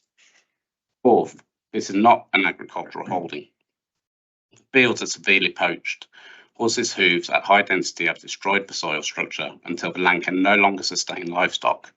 This is a failed equestrian site with a 7.5-ton horse box and a hay trailer permanently on site. The recent drone photographs show tyre tracks from where the field is used as a quad bike track. The applicant's agricultural claims are not credible. The land is home to 4 horses and 2 pigs. Furthermore, my own 16-acre holding, double the size of the applicant's, operates from a 125-metre square barn. The claim that a 146-metre square barn is reasonably necessary for a 7.5-acre site does not withstand scrutiny. Fifth, the heritage harm. The heritage harm is undeniable. The heritage impact assessment commissioned by the neighbouring owners concluded that even a reduced building causes harm to the setting of a listed building. Moving the proposed barn 24 metres does not materially change its impact on the approach to Broomy Fields farmhouse. The harm to the setting of Grade 2 listed building remains. Under Section 66 of the Planning Act 1990, this committee must give considerable importance and weight to that harm. The officer's report fails to properly discharge that duty. Furthermore, neither of the officer's report nor the ecology report addresses the harmful impact on my established apiary of 8 beehives situated directly behind the proposed barn's location. Approving this application would send a clear signal that building without consent, breaching enforcement notices, will ultimately be rewarded by persistence, which is in direct contradiction of the council's own leader, who stated publicly last week that unauthorised development will not be tolerated. For the reasons set out here, I urge the committee to refuse the application. Thank you for your time. Thank you, Des. Next to speak is the ward member, Councillor Rob Strachan. You have 10 minutes on which to speak. You don't have to use all of it. If you speak clearly, and you'll be reminded when there's just 30 seconds to go for that 10 minutes. Thank you, Chair. Can I firstly thank Councillor Marshall for calling this in while I was unavoidably detained elsewhere. I'm grateful to him. Members, I'll start my observations with a touch on planning policy and a bit of a history lesson, because what seems quite simple on the surface is in fact far from it. There's been an ongoing enforcement case on this site since 2019, when 5 buildings were first constructed, which was an unauthorised development. And if you cast your eyes across the planning history, which you'll find at the bottom of page 50 and top of 51, this is quite a sensitive site. Development has been applied for and refused on numerous occasions over a 10-year period. The 2019 application, which was retrospective, was refused by the planning inspector, and members, I will submit there are no material changes to either the development or the legislation that is pertinent. This would therefore effectively represent retention of a previously unauthorised development. I digress. Following that decision, an enforcement case was opened. However, some development was removed, quite a lot remains, including, as you've just heard, 2 substantial buildings. The others have been replaced by piles of rubble or rubbish which remain on site, and they've been joined by a shipping container. Enforcement activity has been largely ignored by this applicant, and it has only been when threatened with prosecution or invitations to interview under caution that any remedial action at all has been taken. And even then, it's been on the basis of what was just about acceptable, or perhaps more accurately, what was just about enough to avoid further action being taken. And so I'd respectfully suggest to the committee that what's before you is therefore, in effect, an application to retain development that was previously found to be unlawful, harmful, and not in conformity with planning rules, scattered with a litany of ongoing breaches and dismal engagement with enforcement. And members, I'd suggest to you that to approve it at this stage would send entirely the wrong message. It's a tacit statement that unauthorised development can simply be retained for 6 years and then regularised. And it will become acceptable at that point, which I don't think is an appropriate place for you as members to place yourselves in. I'll turn to heritage impact. The reason for the refusal that was previously before the inspector addressed unacceptable harm to the heritage asset at Broomyfields Farm. And the inspector felt there was an unacceptable harm to the 350-ish year-old farmhouse, that it was exacerbated by the fact that the site was in the green belt and that there were no very special circumstances which outweighed that harm. And while I am aware that we as committee members come to every application as if they were new ones, very little has changed. The farmhouse is still there, it's just a little bit older. The unauthorised development is still there, it's just a bit untidier. And even if it were tidied up and on that slightly reduced footprint, I'd respectfully submit, members, that it would still remain unacceptable in terms of the test applied in 2019. It has not become less harmful. And while some buildings are removed, the principal properties are those 2 large buildings, and they are still there. Members, scale and massing of the building is also in play. The principal barn is an extremely large building for the size of the holding served, and you just heard for reference the neighbouring area. The farm barn serves an area double the size with a building that's 10% smaller. Members, officers have applied the reasonable necessity test in relation to agricultural storage, and your legal officer will guide you on this. But what I'd submit is that this exceeds what is reasonably necessary by some considerable distance. It is a far larger building than what is required. It causes more harm than is required, and the planting proposed is not capable of mitigating it.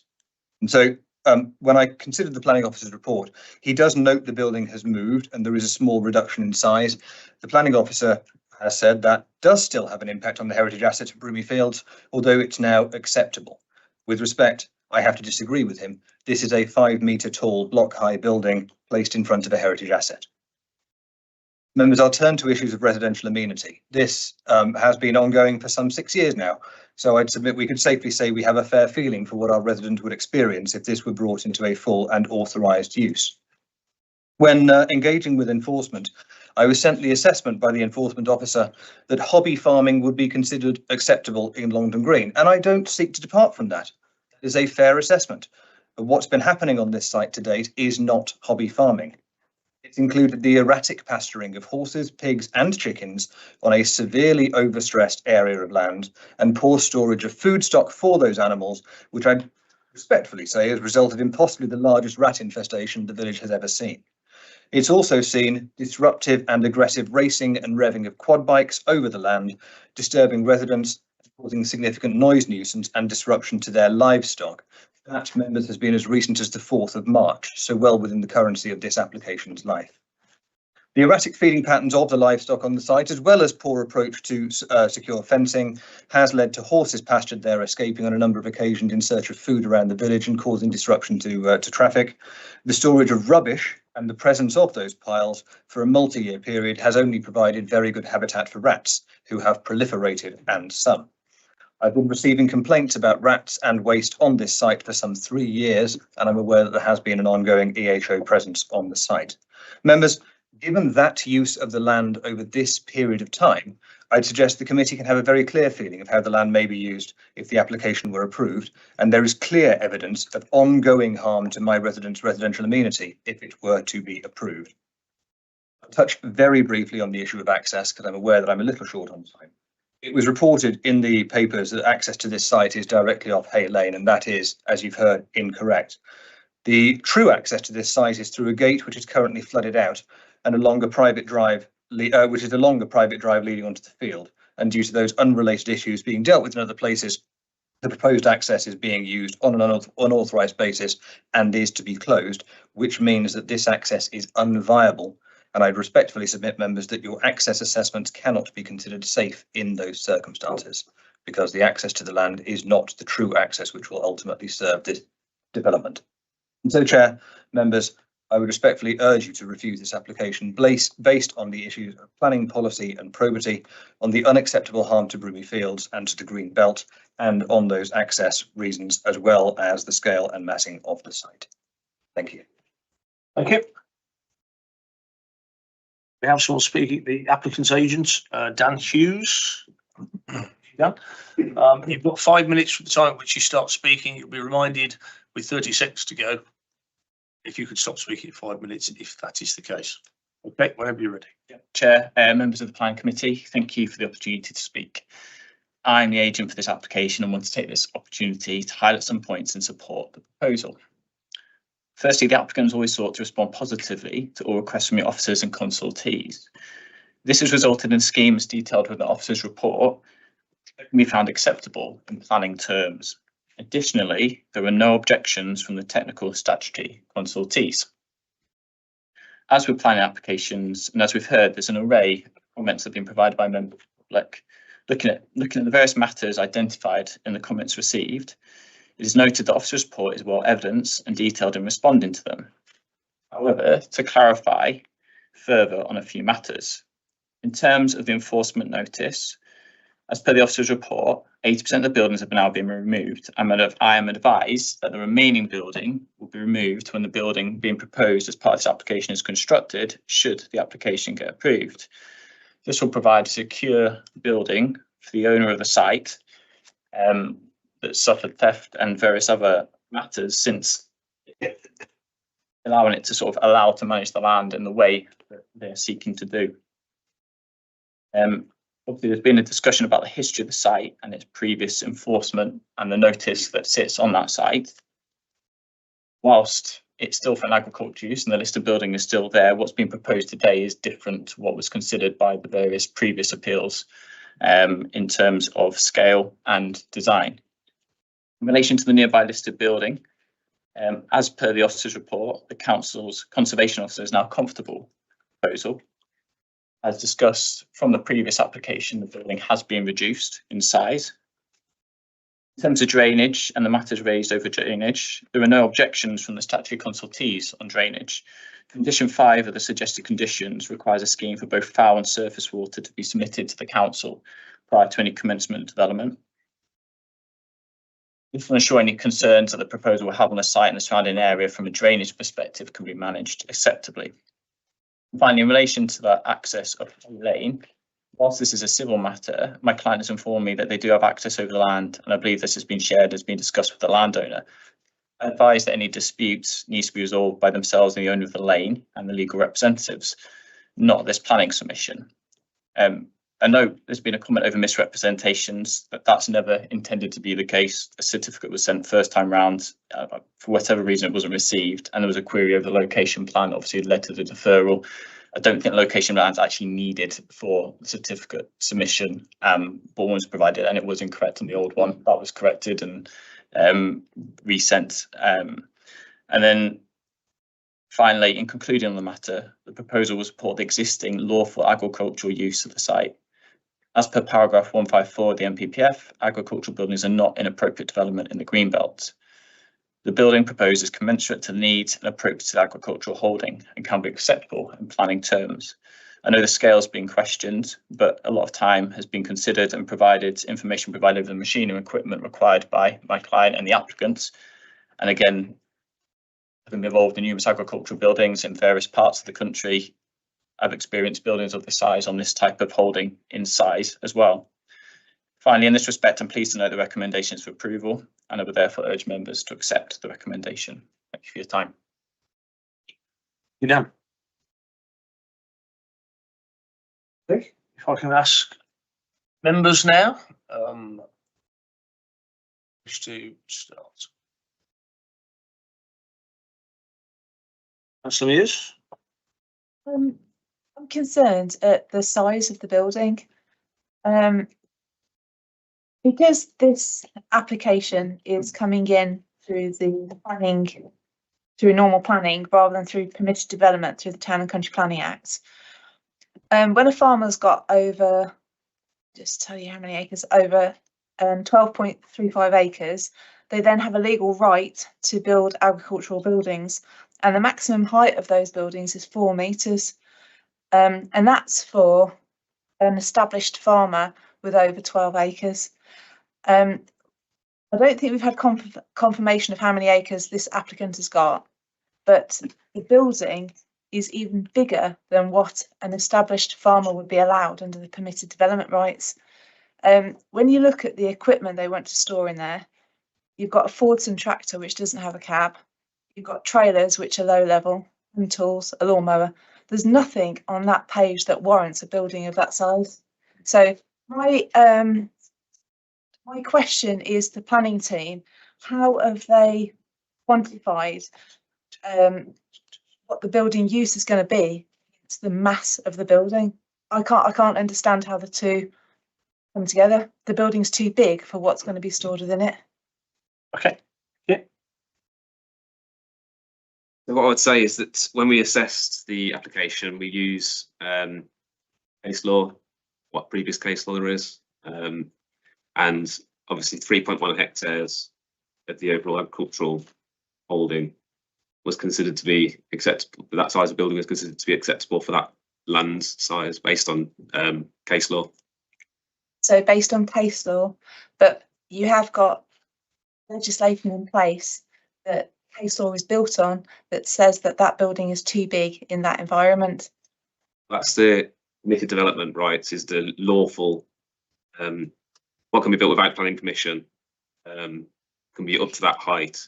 Obviously this is slightly higher, but this is through an actual planning application. Like I say, we compared it with what similar applications and case law to determine if that was the reasonable size for the building. I'll take Stuart's guidance on it, if I may. The legislation dictates one thing. Case law happens after the legislation's in place and possibly varies the legislation that's there. So we go by the latest case law rather than the legislation. I think in this, through you, Chair, This is an extremely complicated area, to be honest.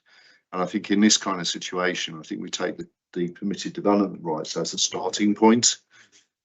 And this development is greater than the permitted development rights. That's the situation. So as a consequence, it's a stage beyond what's permitted as development. So it's a larger development. So as a consequence, we're considering on that basis. So if you can understand me, we have part of the barn which would be constructed under permitted development rights, which is permitted because of the permitted development rights, and anything which is beyond the parameters which are set out in the permitted rights then have to be considered on proper planning law terms, and that's where case law would become part of that consideration. Okay, okay. If I've just got a few more points, if I'm. Go on, Councillor Mears, if you want to do all of your points, and then we'll come. With regard to the track, yes, I appreciate they've applied for a planning application on the access to the building, but if they don't have legal access, how will that be addressed? Because you'll have a building that will be very secure because no one's got access to it. So that's one question. Obviously, in regard to Greenbelt and with the building being so close to a listed building, I just feel that the massing of that building is unacceptable. If in any other situation, we wouldn't allow that to happen. The building must be lower at a minimum. And also on the photographs, what agricultural equipment was there? Are they buying all of the agricultural equipment after they've built the shed? Where was that equipment on the? It just seemed to be refuse, waste, maybe fencing. Can we go back to those photos? Chair, I think it's also important to consider the application that's actually before us. Yeah. We're actually considering simply what is in relation to the actual planning application. We're not considering whether there's one pig, two horses or one cow. We're actually considering the development in front of us, and we've got to remember that. Okay, thank you. So yeah, the site isn't being used for agricultural equipment as it stands, as we can see on the photos. And so I don't feel that building a building is going to change the use of the site simply by building a building. I think at this stage, I think what we're looking at is whether or not we're going to consent to an agricultural building being built there. If that's then not used for agricultural purpose, that then becomes an enforcement issue. Will be followed. We can't preempt what someone's going to put into something and ask them to send us a list of the equipment they're going to put into it, because they may not have purchased, they may have it. And agricultural use covers a multitude of sins, as I'm sure you know. So it's the structure of the building and its placement of itself, rather than that what it's going to be used for, that we're considering at the moment. The access, yes, is a civil matter, and we can apply for applications on anybody else's land if we want to, as long as we provide notice, as has been mentioned earlier. It doesn't always mean that we're going to be able to do it, because we might never get that access. But we're being asked to consider the construction. How close is it to the other boundaries, to the boundaries around the building? So how close is? Close is the proposed building to the boundaries. The boundaries of? Fields. Buildings. Next to the, I think it was next to it from the. I believe there are down corner constraints with how close it can be to boundaries as well. I think dwelling boundaries, it has to be a certain distance away. Yeah, this is in terms of agricultural permitted development are we talking about here? So given the size of the agricultural holding, there isn't an allowance for a building, which means that any building on this site for agricultural purposes will always need planning permission. There's no height restriction under agriculture. There is, I think, in terms of residential householder PD, you can put an outbuilding in your back garden if it's less than 4 meters in height, which might be where that measurement's coming from, and 2 meters away from the boundary, but that doesn't come into effect in agricultural. So the legislation for the permitted developments, then none of that applies to the planning it doesn't have permitted development. That's why it's before you tonight. Yeah. Councillor Cross. Thank you, Chair. Yeah, I'm very much in favour of Councillor here Strachan's comments he's made. I feel very warm to everything he said on there. I think there's enough conditions there that we could refuse this on. But one of the points that I've picked up here is that I do not agree that the existing track is a civil matter. It cannot be a civil matter. They've put an application in here, clearly identified it, highlighted it as their access to this farm.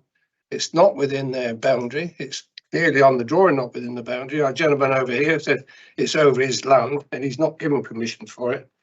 And it's marked his land, the boundary for these people is marked in blue and the red access is outside of that. So here we are debating about whether this shed could or can't go up, but there's no access for it. The other thing is that the ongoing enforcement is a concern. As far as I'm concerned, it's not been satisfied. It's largely been ignored, we're told. And there was on previous applications, said by the inspector in 2019, unacceptable harm to the farmhouse. There's so many issues here, and I know you're going to argue with me that this is a civil matter, this access, but you seem to be the goalposts seem to be moving here, because in Fradley we've got an application coming up later this evening, and there was an alternative access for that, and that couldn't be considered by the officers until the landowner on private land had given consent to go across it. But here, this is being treated as though this is a civic matter. It doesn't matter. So why did it matter at Fradley, but it doesn't matter here? It's a civic matter. On that one. Yes. In terms of Fradley, it relates to construction access that was over somebody else's land, which is maybe the case here. In terms of this is included within the red line. So in terms of have they got a right of access is different to do they own the land or not? No, this gentleman, sorry, John, this gentleman over here, the farmer, says he's not given them right of access. They've not shown you, the officers, that they've got a right of access either. There's been no certification or any confirmation in writing that we can see here that that right of access being granted. So this is part of their planning application that they're going to go through there. So we should be taking that into consideration. They've got no access. The rest of it about the shed, whether it's too high, too wide or flat or whatever, is irrelevant. They've got no access. Okay. Councillor Salter. Yeah, it's on that same point. The defining a curtilage within an application which doesn't exist in that respect. It's not theirs to define. So how can we make a full assessment on the right way of doing it? And I'm also very concerned about the heritage harm that has been alluded to. Councillor Ashton. I know we're looking at this application in itself.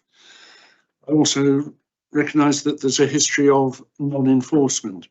Is it possible to put a condition that all enforcement requests and demands have been met for construction can begin? Through you, Chair, I think it's important to actually separate enforcement issues here completely. What we are considering is the application, which is part of this, which is in front. The feeling that might be the case, but I wanted to make sure. Likewise, the environmental health issues. It's important to the rest. The enforcement issues are going down a separate road. Fine. Okay. Just so that I'm sure on that one. Separate road will be useful, wouldn't it? Yes. Councillor Stevenson. Yes, I know this lane and I know Broomfields Farm very well, actually, because in 1987 was the first farm I visited as a vet in Lichfield. And Councillor Nichols, of course, was a farmer there who went on to be chairman of this council. And his cow had a case, he said, of nymphomania. Actually, Do you remember every case you went to?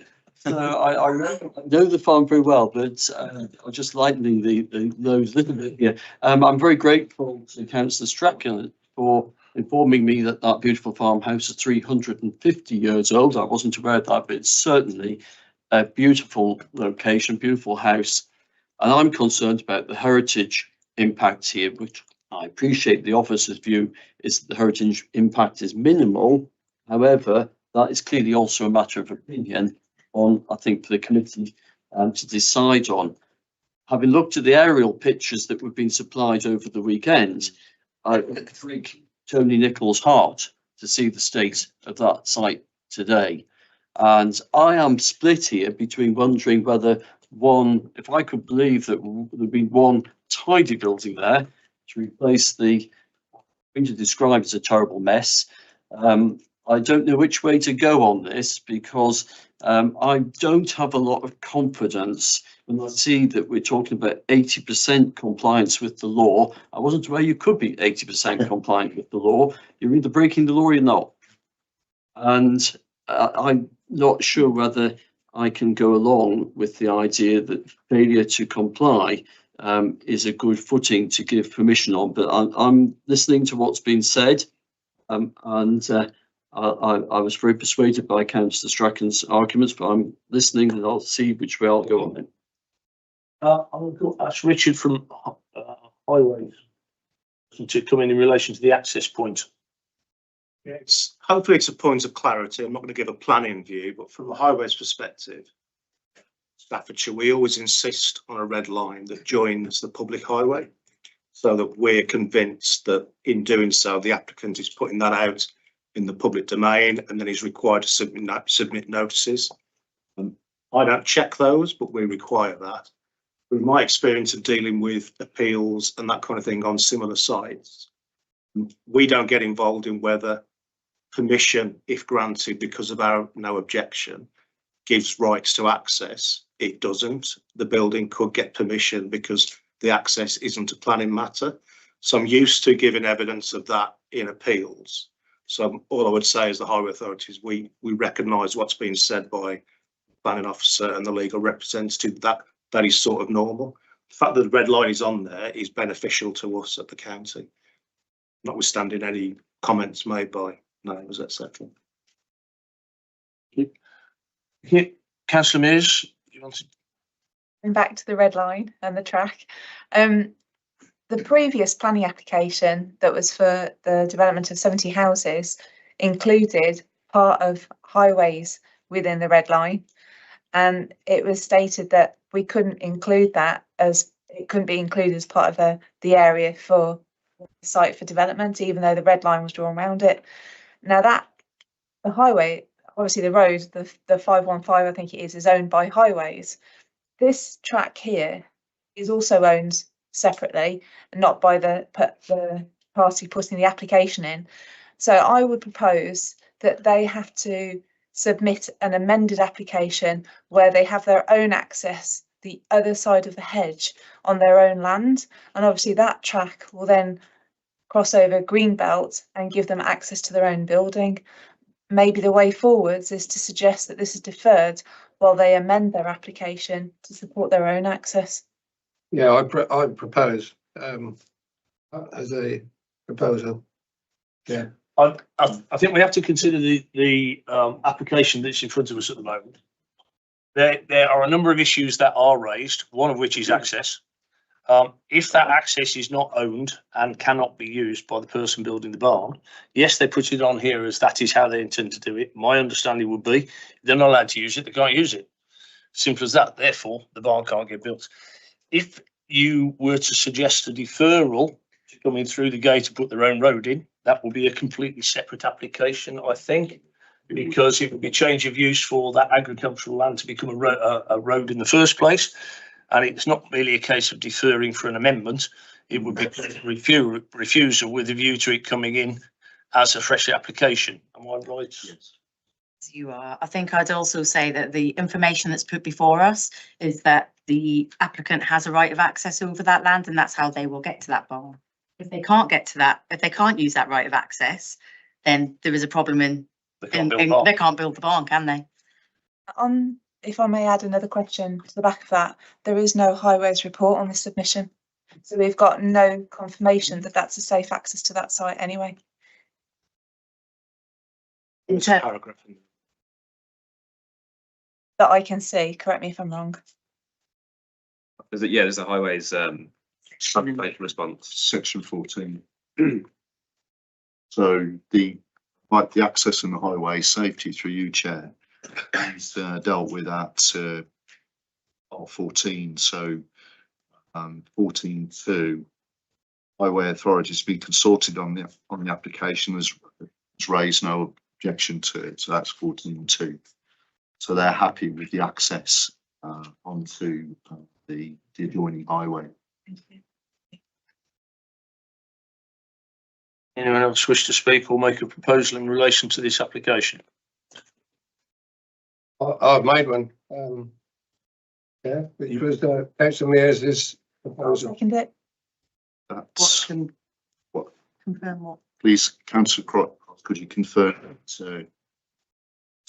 Are you proposing refusal?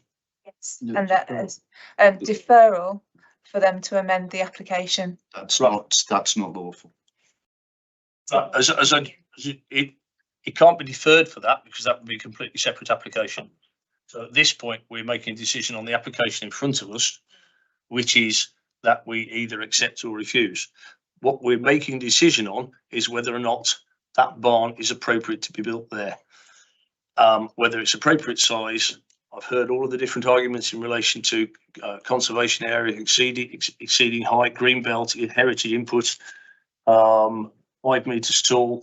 The enforcement aspect is a separate aspect again, and I share the concerns that others have had in relation to the fact that 80% compliance when pushed isn't compliance. I can reiterate the proposal. It's not appropriate. It's the access is going across somebody else's land. It's not given permission. Yeah. So It's not appropriate. So at the moment, are you proposing that we refuse it? I'm proposing that we refuse it, but with an open mind that should it be resubmitted with their access on their own land, then we could consider the application as a whole. Because at the moment, the application is part and part on someone else's land, part on their own. Chair, We can't carry that. that is not a reason for refusal. We can't in a way as an informative would suggest if we refuse it, we would then deal with a further application in a more generous manner. I would suggest then the application is amended so that there is no track to the road. Right, we're dealing with the application in front of us. So whether or not we deem it's correct to be able to build a barn there, the officer's recommendation that it's appropriate. We've heard various reasons to why it isn't. Councillor Salter. Thank you, Chair. It's on the massing. It just struck me. We heard from our legal advisor of case law that is being determined on by our officers, and I wondered what the ratio, I suppose, would be there, or percentage might have been the case in that case law. We've heard, I think, that the application area is 3.1 hectares, which I presume includes the path that doesn't actually belong to them. Apparently doesn't. The 3.1 hectares is 7.6 acres. The legislation quoted by Councillor Mears referred to a 12.5 acre site for size. Now, 7.6 is only a bit more than half the size required for legislation. Just clarify. There is the case law on it, but does the case law say well, if it's only half the size, you can build twice the size? Just to clarify, permitted development allowances for agriculture are broadly split into two, over 5 hectares and under 5 hectares. So I'm not sure where the 12 comes in, but that's what permitted development is set out in terms of the heights and so on. I'm not aware of them either. In terms of agricultural PD is generally quite generous to farmers to let the farmers farm effectively. In terms of the scale and massing, and impact, it's whether, I think the question that you're asking is it reasonably necessary? Do you consider, we have looked at case law and we consider that this building is reasonably necessary for the purposes of agriculture on this land. Just point out, That's what the recommendation is based on. 5 hectares, which is your threshold line. That's not a threshold, sorry, that is permit, that's a Yeah, okay. permitted development, which is completely different because we are looking at an application. I was just going to clarify that 5 hectares is 12.35. Oh, thank you. Which is exactly Thank you. what that was referred to. One and the same there. Because, yeah. Right. 12.35 acres. Councillor Mears has recommended refusal. On what, can we confirm? I think Councillor Cross made the. Councillor Cross was going to second the deferral.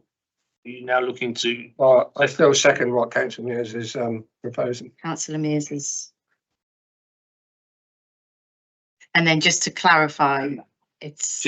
I think actually Councillor Galvin did have his. Yes, he had both hands up a moment ago, but he did have one hand up earlier. Yeah, I think I really just wanted clarification over whether size matters in relation to permitted development. And I think that's been clarified, but as such, I was going to recommend we accept this as per the recommendations of the officer. I would second Councillor Galvin's proposal.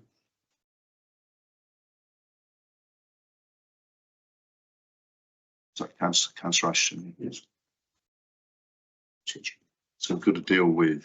Right, so if we look at the proposal to refuse first from Councillor Mears and Councillor Cross, if you can give the planning reasons for refusal. Massing in the green belt, adverse impact in the green belt, and an adverse impact on the heritage site nearby.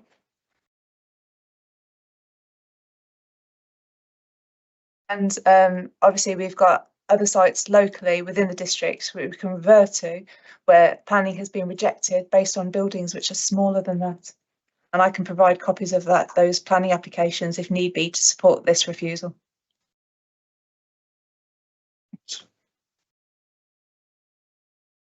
You assess each application on its individual merit. Yes, case law can come into it, but we don't draw parallels from one matter to another. I think I'm correct in saying. Any further reasons, Councillor Cross? No, I support. Before we go to vote on that, can I have a feedback from planning side as to whether or not you consider those to be suitable reasons? I think it goes back to whether or not it's reasonably necessary for agriculture, which is again feeds back into the green belt argument. So we have, yeah, basically the scale and massing impact on heritage, the green belt. Yeah, the impact, yeah, and it's not reasonably necessary for agriculture as the basis of your, and that's in line with the MPPF policies. Okay. And plan policies. Anything else? Okay, I'm going to go to a vote now in relation to voting to refuse this application. All those who wish to refuse this application against the officer's recommendation, can you raise your hands, please?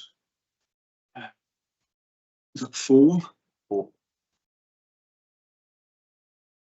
Those not wishing to refuse.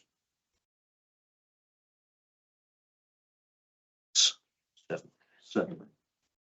Councillor Marshall's out the room. I wonder where they've gone. Yeah, I should. Right. Refusal is refused on a 4 to 7 basis. So we now move to the substantive motion. Is anyone proposing that this matter, or shall I just go straight to the substantive motion? It's already been moved, sorry. As Councillor Galvin, Councillor Ashton. I've written it down, I forgot to read it. So it's proposed by Councillor Galvin, seconded by Councillor Ashton. All those in favour of the officer's recommendation to approve this, please show of hands. 7. 7. All those against? Abstentions? 2 and 1 abstention.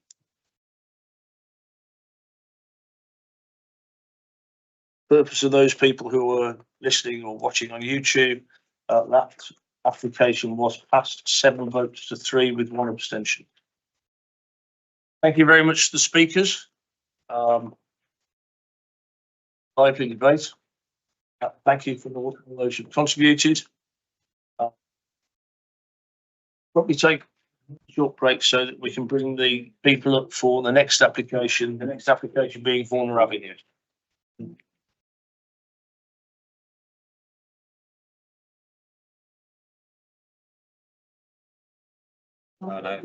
Yeah, I've seen the pictures, the restaurant.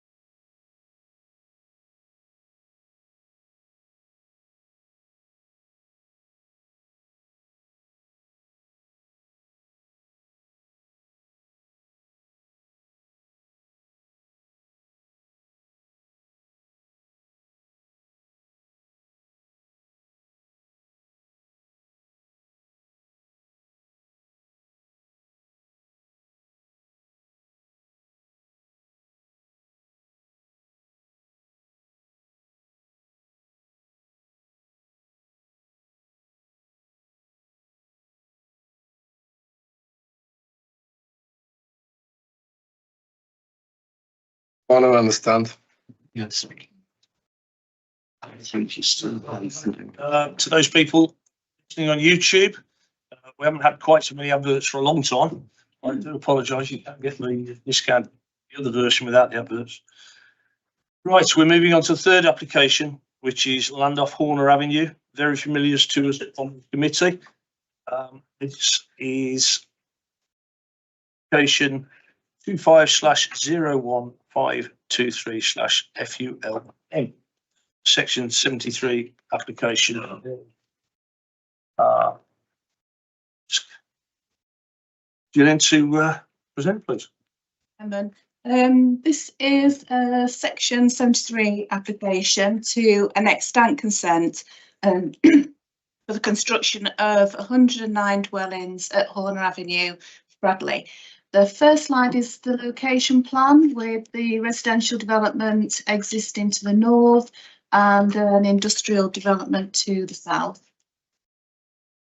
The aerial photograph just shows the site in the context of the surrounding built environment.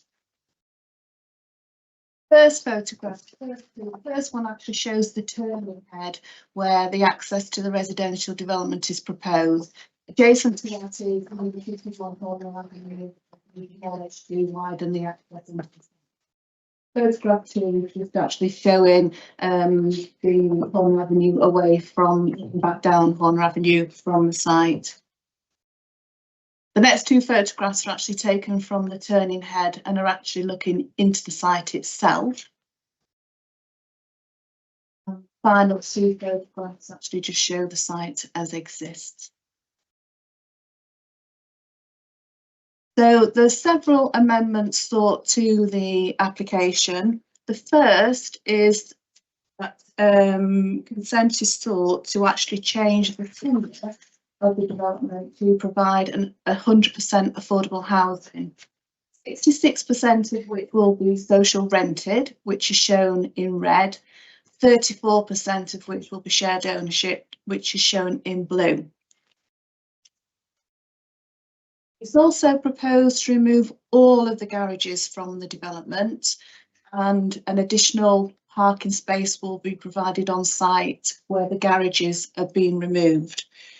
As part of the application, because the site layout plan is updated, it's also necessary to update the wording of several conditions of the original permission, which relate to the play area, the cycle storage, the acoustic fencing, and the ground treatment. In addition, the application seeks to remove condition 26, which restricts conversion of the garages to habitable space. And obviously, if there's no garages on the development, the condition is no longer required. There's a few modifications to the house type.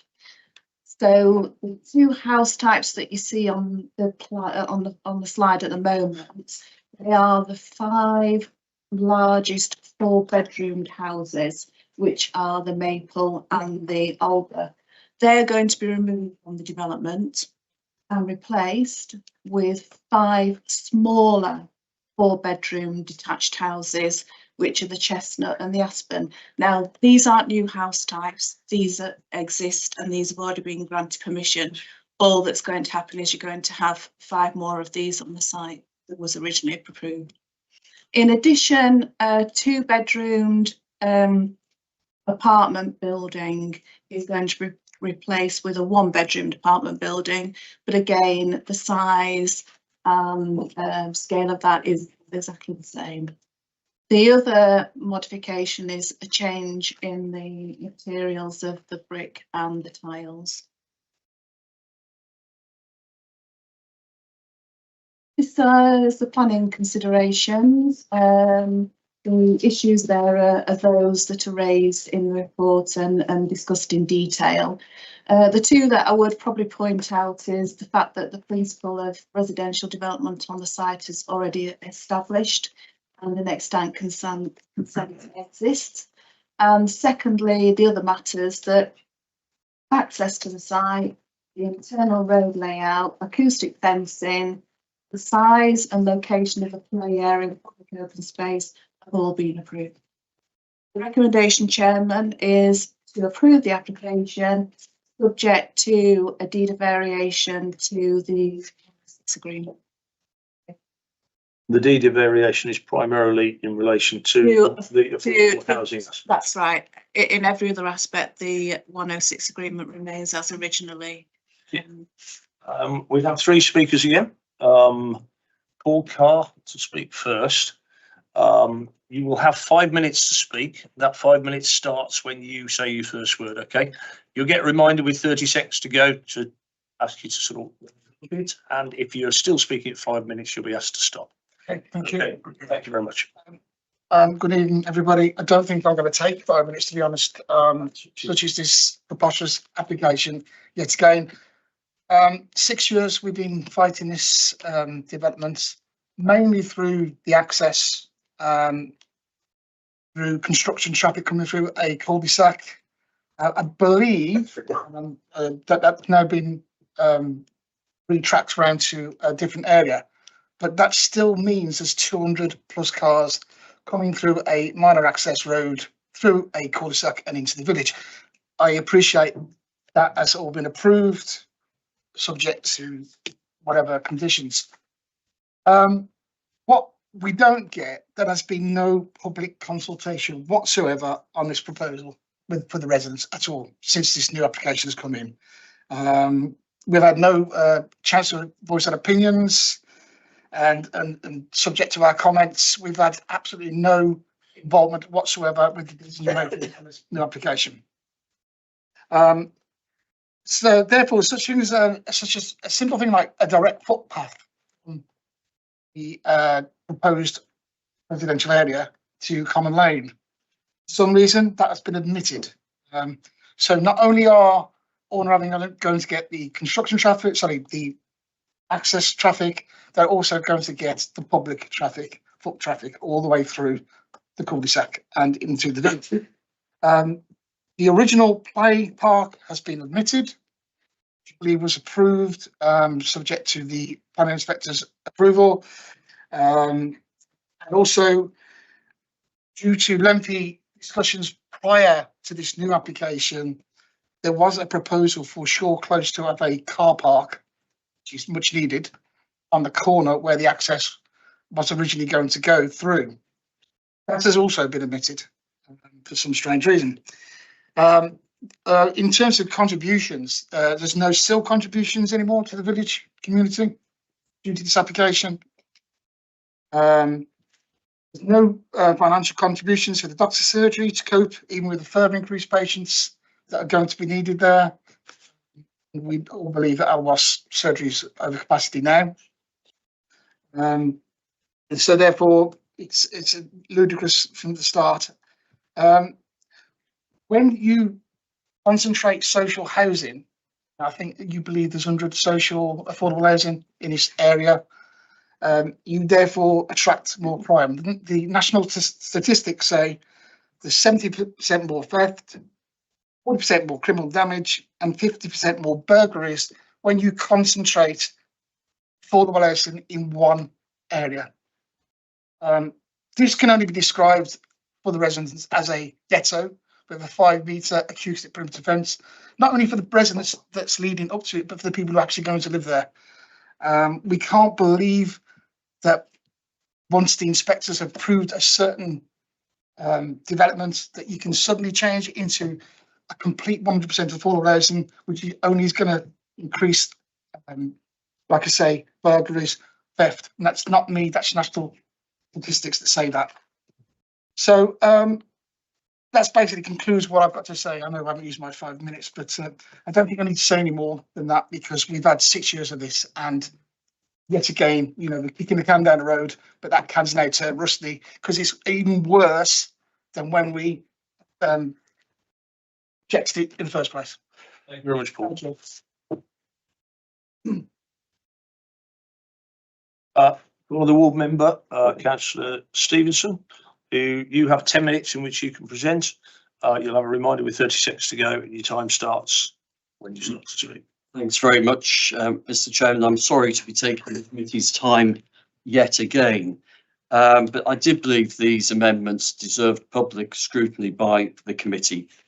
It's fair, as we've just heard, to say that Horner Avenue has been one of the most controversial proposals of many in Fradley, and residents have been strongly opposed throughout. So first, I would like to welcome certain aspects of this, in particular, that we have now had approved an alternate on-site route for construction traffic through the sewage pumping station, which has been approved under delegated powers. And I personally, and on behalf of the community, like to thank my colleague Councillor Cross for his persistent work in pressing for that solution, and the officers actually for expediting it. So I would like to congratulate them on doing that. Because the previous route through Horner Avenue has caused very real and justified anxiety to the residents in my ward. I fully accept the principle of building 109 houses on this site. It has already been approved, despite the objections of local people, and indeed this committee having rejected it twice.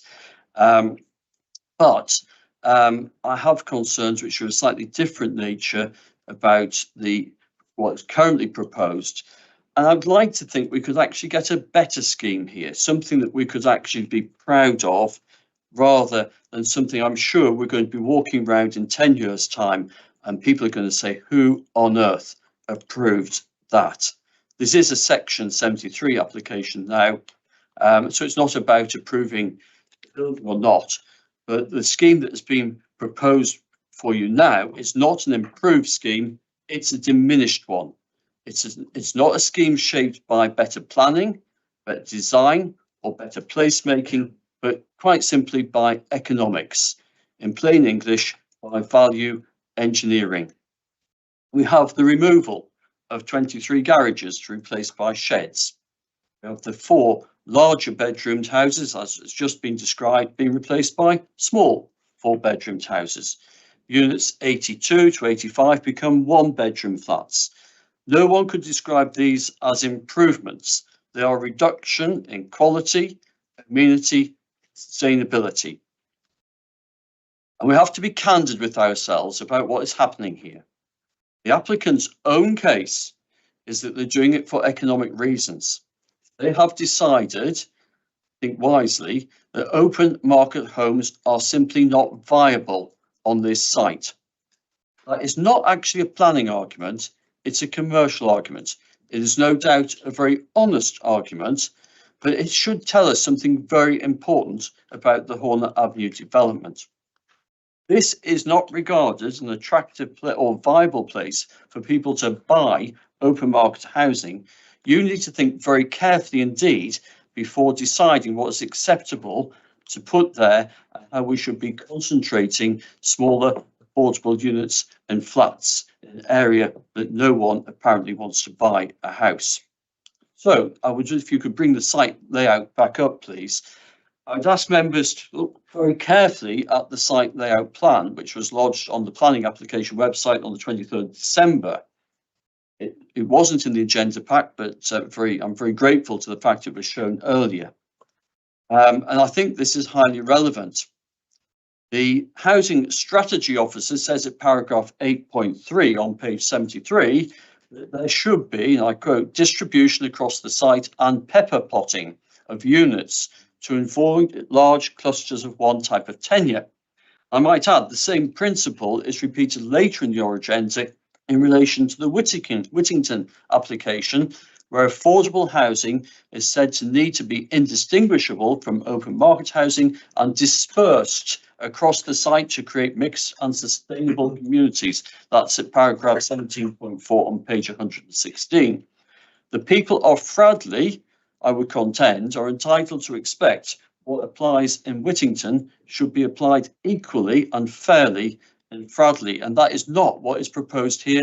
As you can see quite clearly on the diagram above you, that 60% of the houses, the social houses, are squeezed into 2 ends of the development, and a large area, the 40%, get the plum position, if you like, the rather better bits of what is actually a bad development.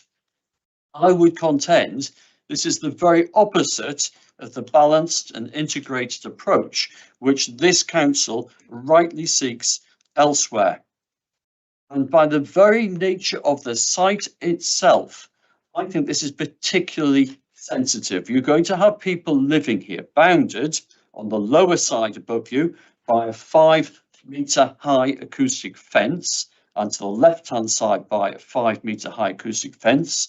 On the longer side at the top by bunds and trees, and on the final side by the A38. It's an extremely constrained and rather bleak site. And so I think it's deeply troubling that we're putting all the social units and all the flats pushed into the least desirable parts of the development. That does not create a fair or mixed community. It creates segregation by layout. As I've said, by its very nature, is contrary to the policies clearly stated by the officers both here and in the Whittaking application. I accept fully that consent has been granted for 109 houses, but I don't agree that that consent means that under a Section 73 application, we can vary this to basically anything the developer would like to do for economic reasons.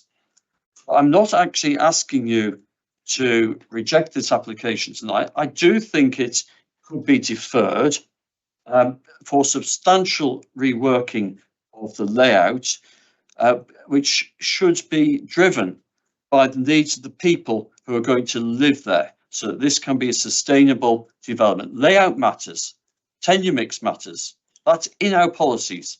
Amenity matters, sustainability matters. These are the planning issues, they are not mere inconveniences. Fully appreciate that Vistry need to work this in a commercial way, and they have de-risked delivery by selling the entire thing to platform. But as I mentioned, those are commercial matters. They're not the same thing as planning objectives on sustainable development. So I would say the issue for you is if you accept this application, you are not creating a healthy, fair, or sustainable community. We'd like to just add a couple of issues here on the social housing. In Lichfield, we have 582 applicants on the district housing register, but only 64 of those list Fradley or Ulriwas as their second or first choice. And given we've already approved on a different site in Fradley a large tranche social housing, we actually have more social housing than people who want to live in them, considerably more social housing than people who want to live in Fradley and Ulriwas. So I don't accept the need for such a large social development, given the other developments that we have previously approved. I'd also actually point out, although these are not major issues, that the proposed construction holding area on Shore Drive, which is misspelled as Show Drive in paragraph 2.4, is no longer necessary due to the alternative site. And I do believe that retaining it simply causes unnecessary disruption and concern to residents for the reasons that have already been given. And I appreciate that it's a belt and braces approach to insist on the temporary traffic regulations over Horner Avenue, and it's also in note 7, referring to parking controls on Horner Avenue and Shore Drive during construction. Those are very onerous restrictions being placed on people that they can't park outside their own homes. And I think they should actually not be taken as a safeguard in case of a problem occurring at the sewage works. I think they're going to cause massive disruption, and I would like to see those conditions amended that they were only going to be used in emergency. Thanks very much. So our design code talks quite rightly about mixed communities, good design, inclusion and sustainability. And I believe the people of my ward are entitled to expect those principles to apply in their village just as much as in Whittington and elsewhere. Thanks very much. Thank you. We do have another speaker. By all means, Justin, if you want to take the seat, but please don't start yet. The same rules apply. We are now at 2 minutes to 9, and I'm required to suspend standing orders. In order to allow the meeting to progress beyond a specific 3-hour time limit, I move that the committee temporarily suspend standing order number 10 for a duration of. Now, we still have this application and another application afterwards, which is scheduled for this evening's meeting, to allow the debate to proceed as set out in paragraph 10.1 of the council's constitution.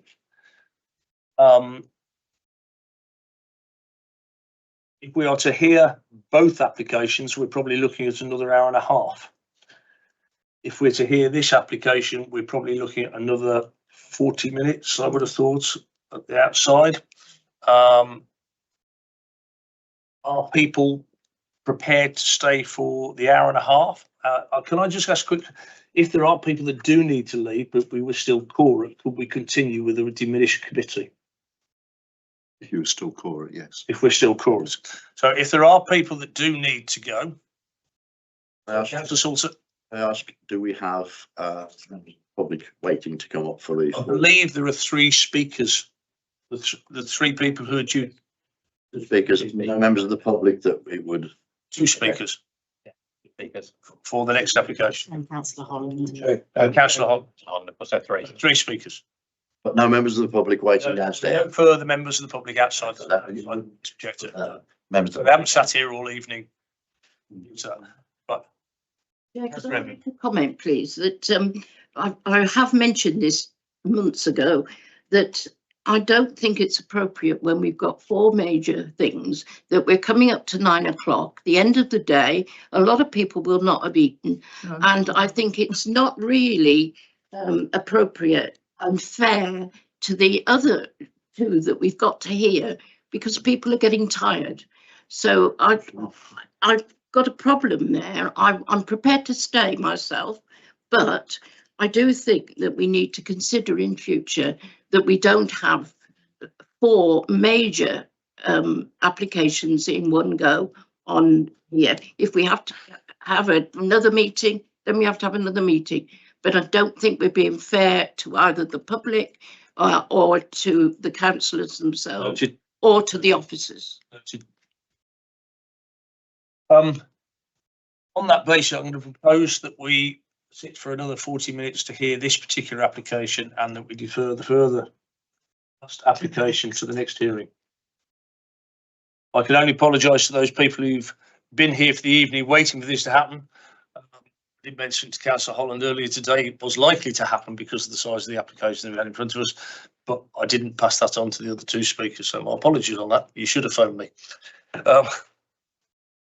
Right, if we can continue then, we're just going to continue with this particular application. Sorry, we need to vote on that. So all those that are in favour of carrying on for another 40 minutes to the end of this application. Not all. Thank you. So sorry about that. Justin Howell, you're speaking on behalf of the applicant. Yeah. Your 5 minutes will start as soon as you start to. Well, isn't there? So 2 minutes. The 27th.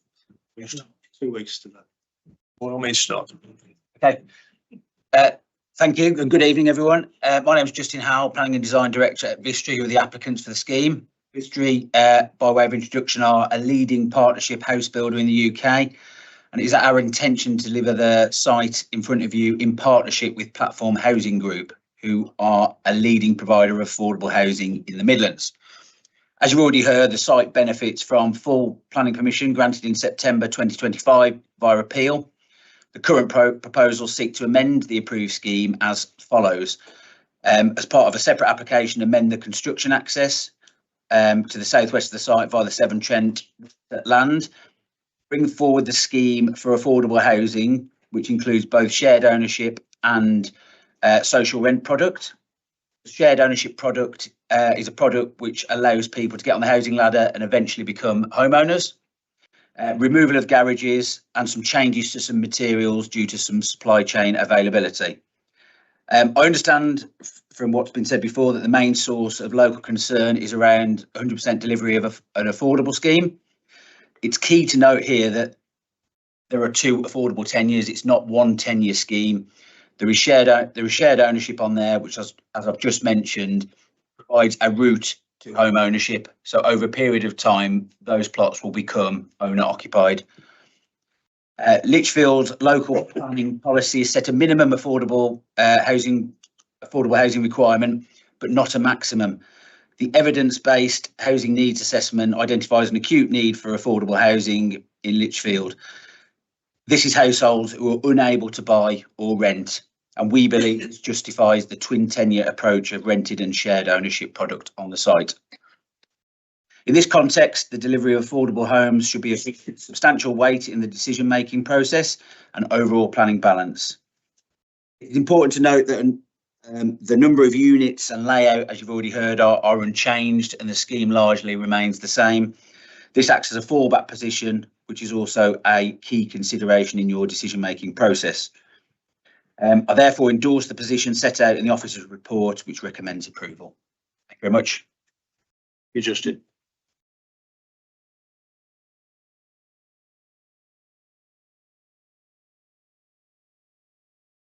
So, sorry, I'll go back to Julie to clarify some issues that have been raised within that, and then ask Councillor. Yes, if I could just clarify a few points that have been raised by the speakers. The play area, the open space are exactly the same as what has already been approved. There's no, the application doesn't seek to amend those. The acoustic screening, the boundary treatment, they are all approved. This application does not seek to amend those. In terms of the positioning of the social rented next to the A38, those houses are exactly the same, in the same position as the houses that were approved at appeal. So that you've got people who are socially renting those houses, living there, as opposed to people who are living there as open market occupants. It's material. That's also consideration.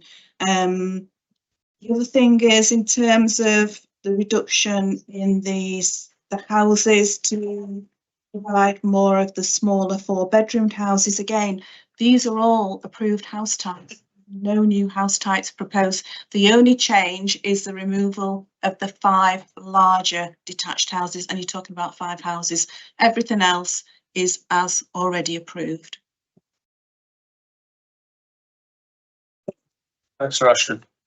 Okay, I have a love-hate relationship with this particular application. It was the first one when I was vice chair of this committee, and I also spoke at the appeal.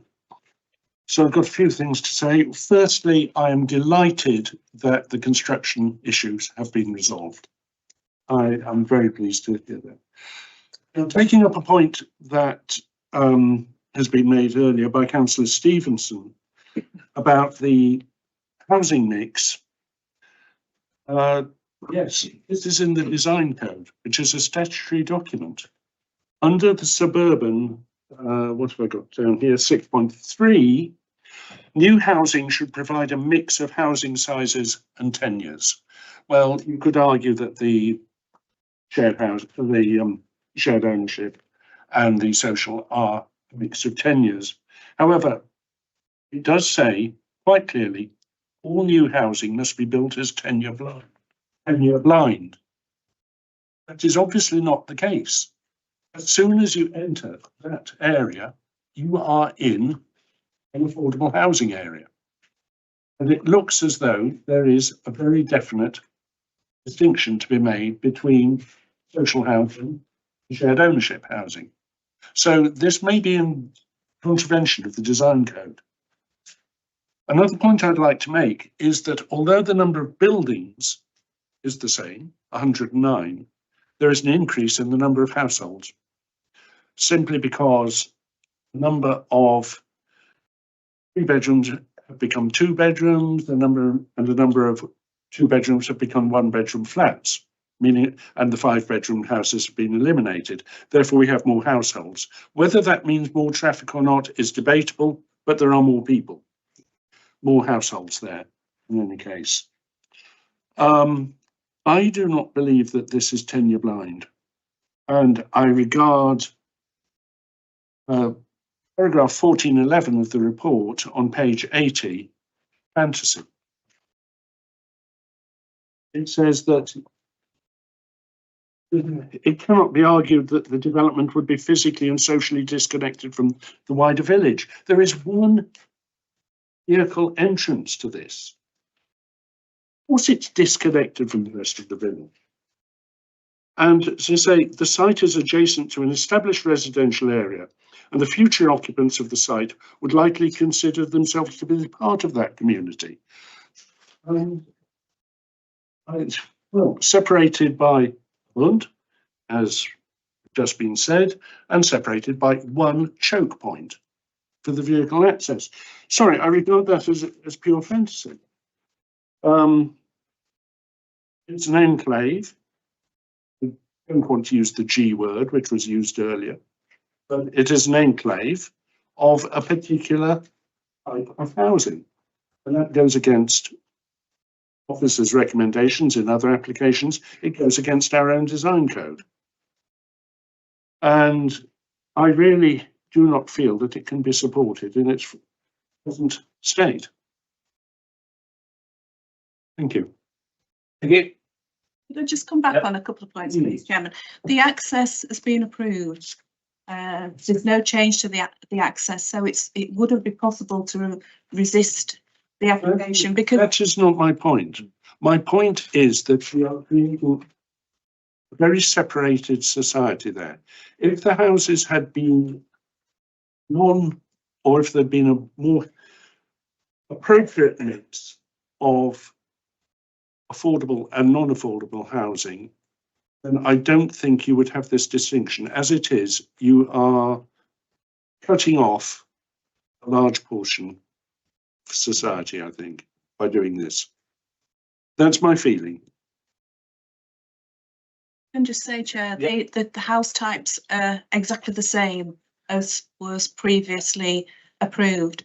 And in terms of an increase in the householders occupying the site, there wasn't 5-bedroomed houses. It's the 5 largest 4-bedroom houses have been replaced by 5 smaller 4-bedroomed houses. So there's no change there.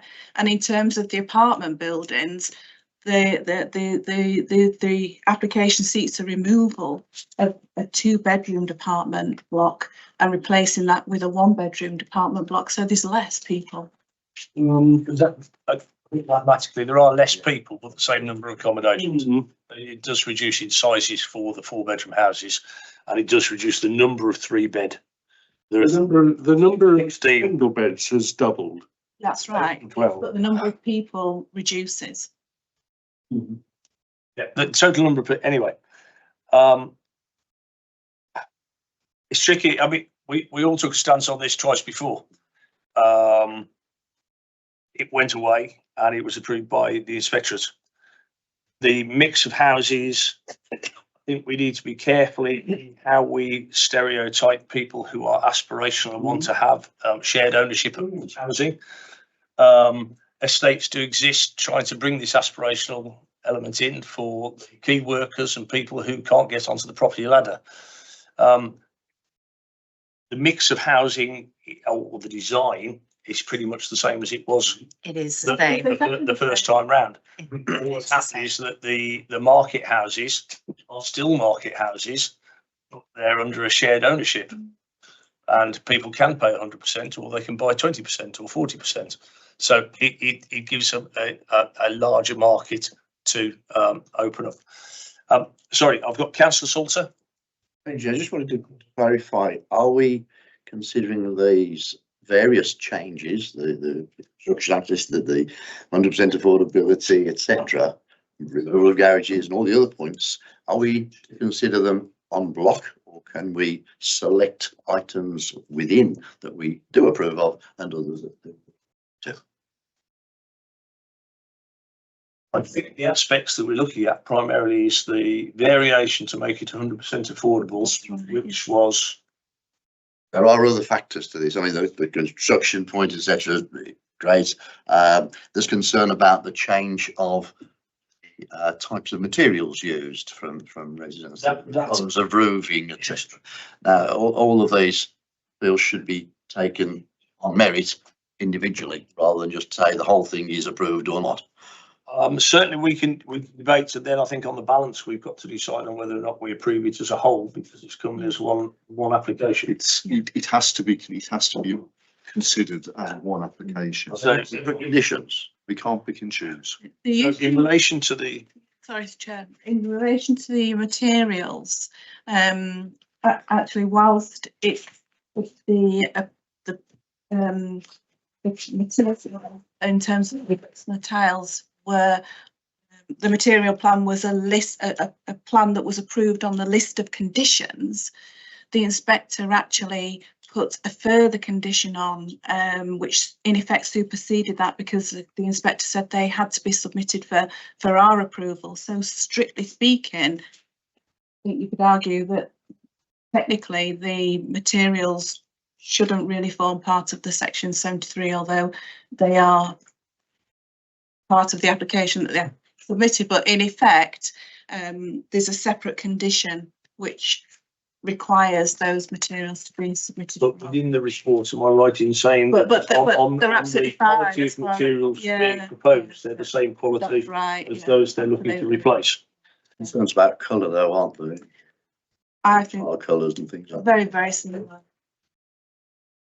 You know, it seems odd that we can't yes to some and not to others when it's, I don't know.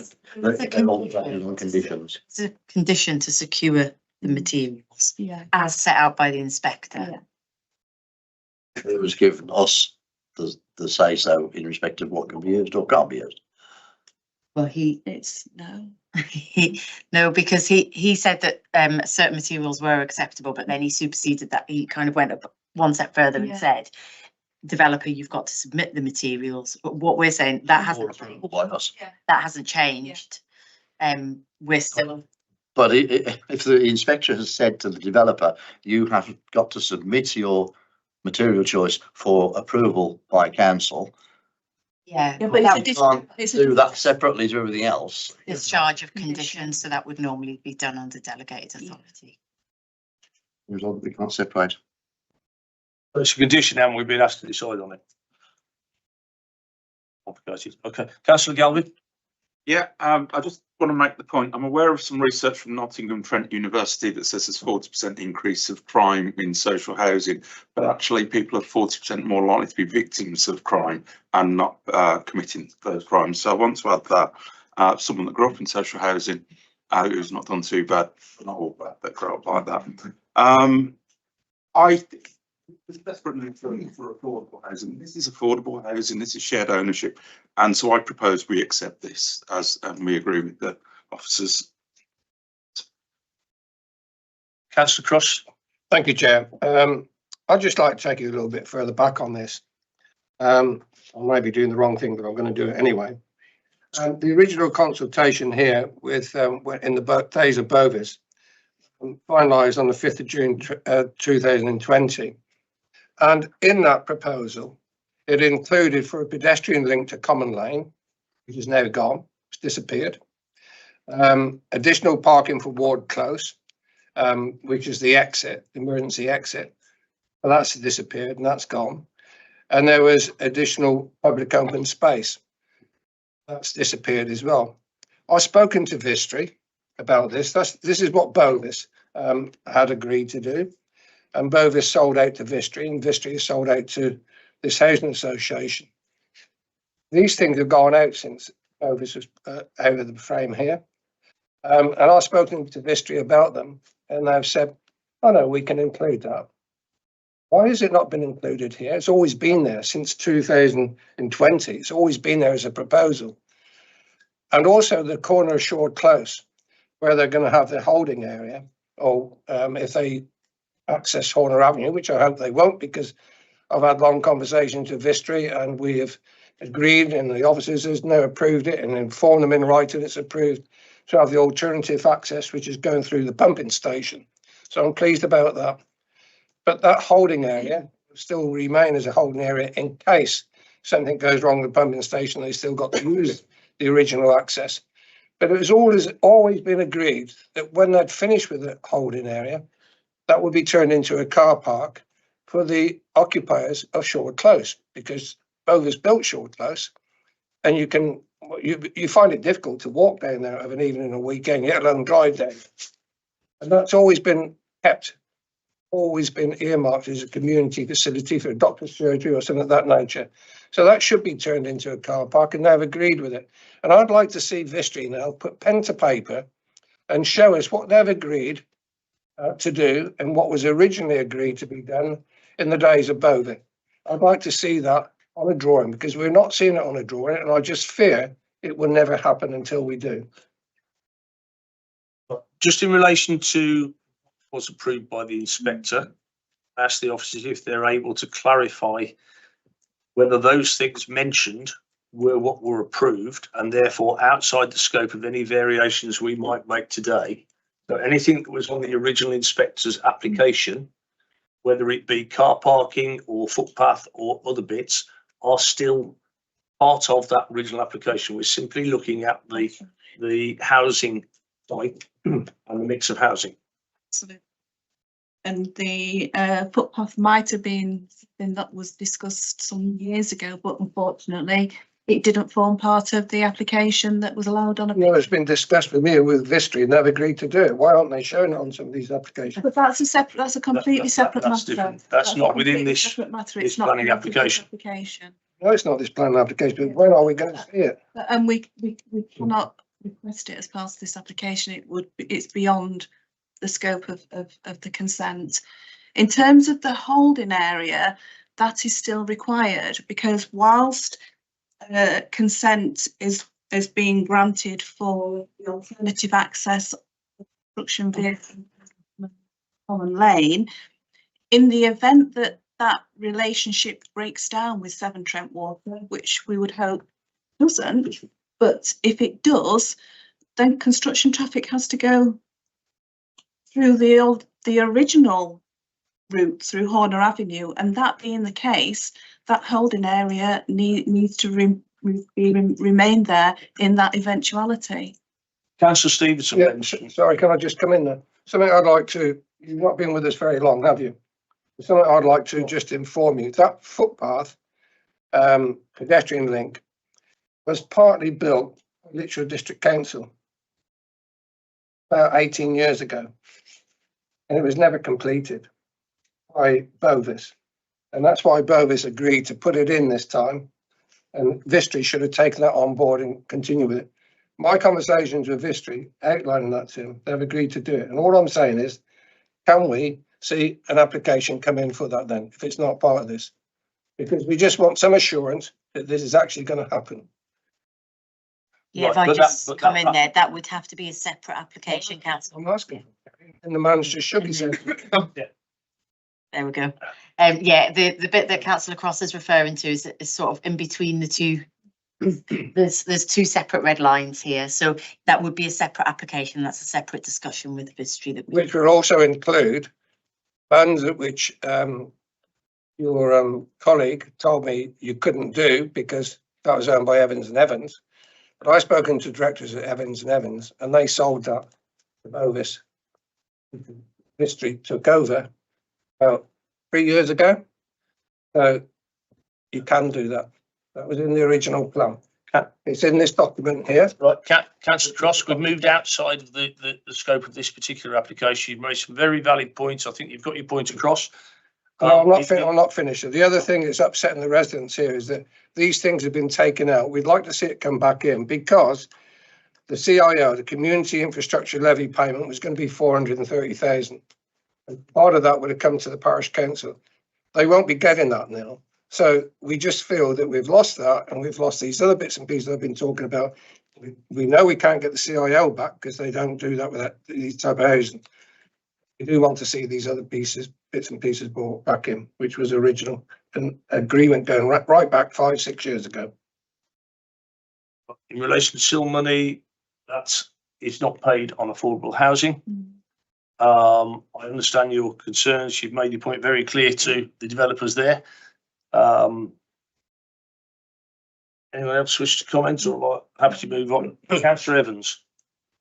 Debbie, can I just start off by saying that I believe that some of the comments made tonight were unfortunate and to some extent offensive, because for reasons that Councillor Garvin has said. In an ideal world, a PEPA development would be best, but we're asked to approve this application as it stands. We can't go back and say we want X, Y, and Z. Now, shared ownership can certainly help those people who want to remain in Fradley and they can't afford to do so. And this gives them the opportunity. And it also gives other people who wish to come into Fradley the opportunity to do so. And that is an important issue. Shared ownership is important nowadays, because we all know that a lot of people do find it, especially younger people, incredibly difficult to find sufficient monies to buy their house and to put a deposit on it. So I think that the scheme that's discussed here is the best that we could expect, and certainly having the two different types is really important. And as I say, we're being asked to discuss this application, and as far as I can see, I would second somebody, Councillor Garvin had said that, so I would second the approval. We'll just come back in again, Chair, please. Chair, through you. I don't think we as residents and ward council has got any objection against shared ownership whatsoever, or that site as it's put towards us in any way at all. We just feel that it's been cut back and cut back and cut back since Vistry took it over. And all we're asking is, can we just go back and have included in this path, which the gentleman said yes, because these people, your people who's wanting to come and live in these houses, got no direct access to the shops. And part of it's already in which Lichfield District Council put in. So can we just link it back up to this site, finish it off, and give them access to the facilities, the bus station, the bus stop? Councillor Cross, the points you make are valid. It is outside of the application. I know that. It's been said many times. I'm telling you, that's all we have a concern about. And I get that, and it makes common sense. So okay, as long as everybody else understands. The message is definitely go back. We're looking at the application that's in front of us at the moment. I've got a proposer and a seconder. Is there anyone else that wishes to speak before we go into the vote on that? Okay. So we're looking for the vote in relation to approve following the officer's recommendation to approve the Section 73 application for the variations as proposed. This is proposed by Councillor Galvin, seconded by Councillor Evans. All those in favour, please. 2, 6, 10. Those against? Abstentions. Councillor Stevenson, that's who we've lost. Okay. Okay. For those listening at home, that matter is carried on planning application 25/01523/FULM, land off Horner Avenue variation, and that was a vote of 10-1 in favour.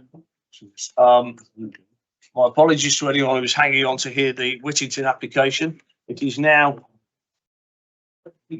21:27 hours. Thank you very much to the councillors for attending. I also am hungry. I'm looking forward to something to eat.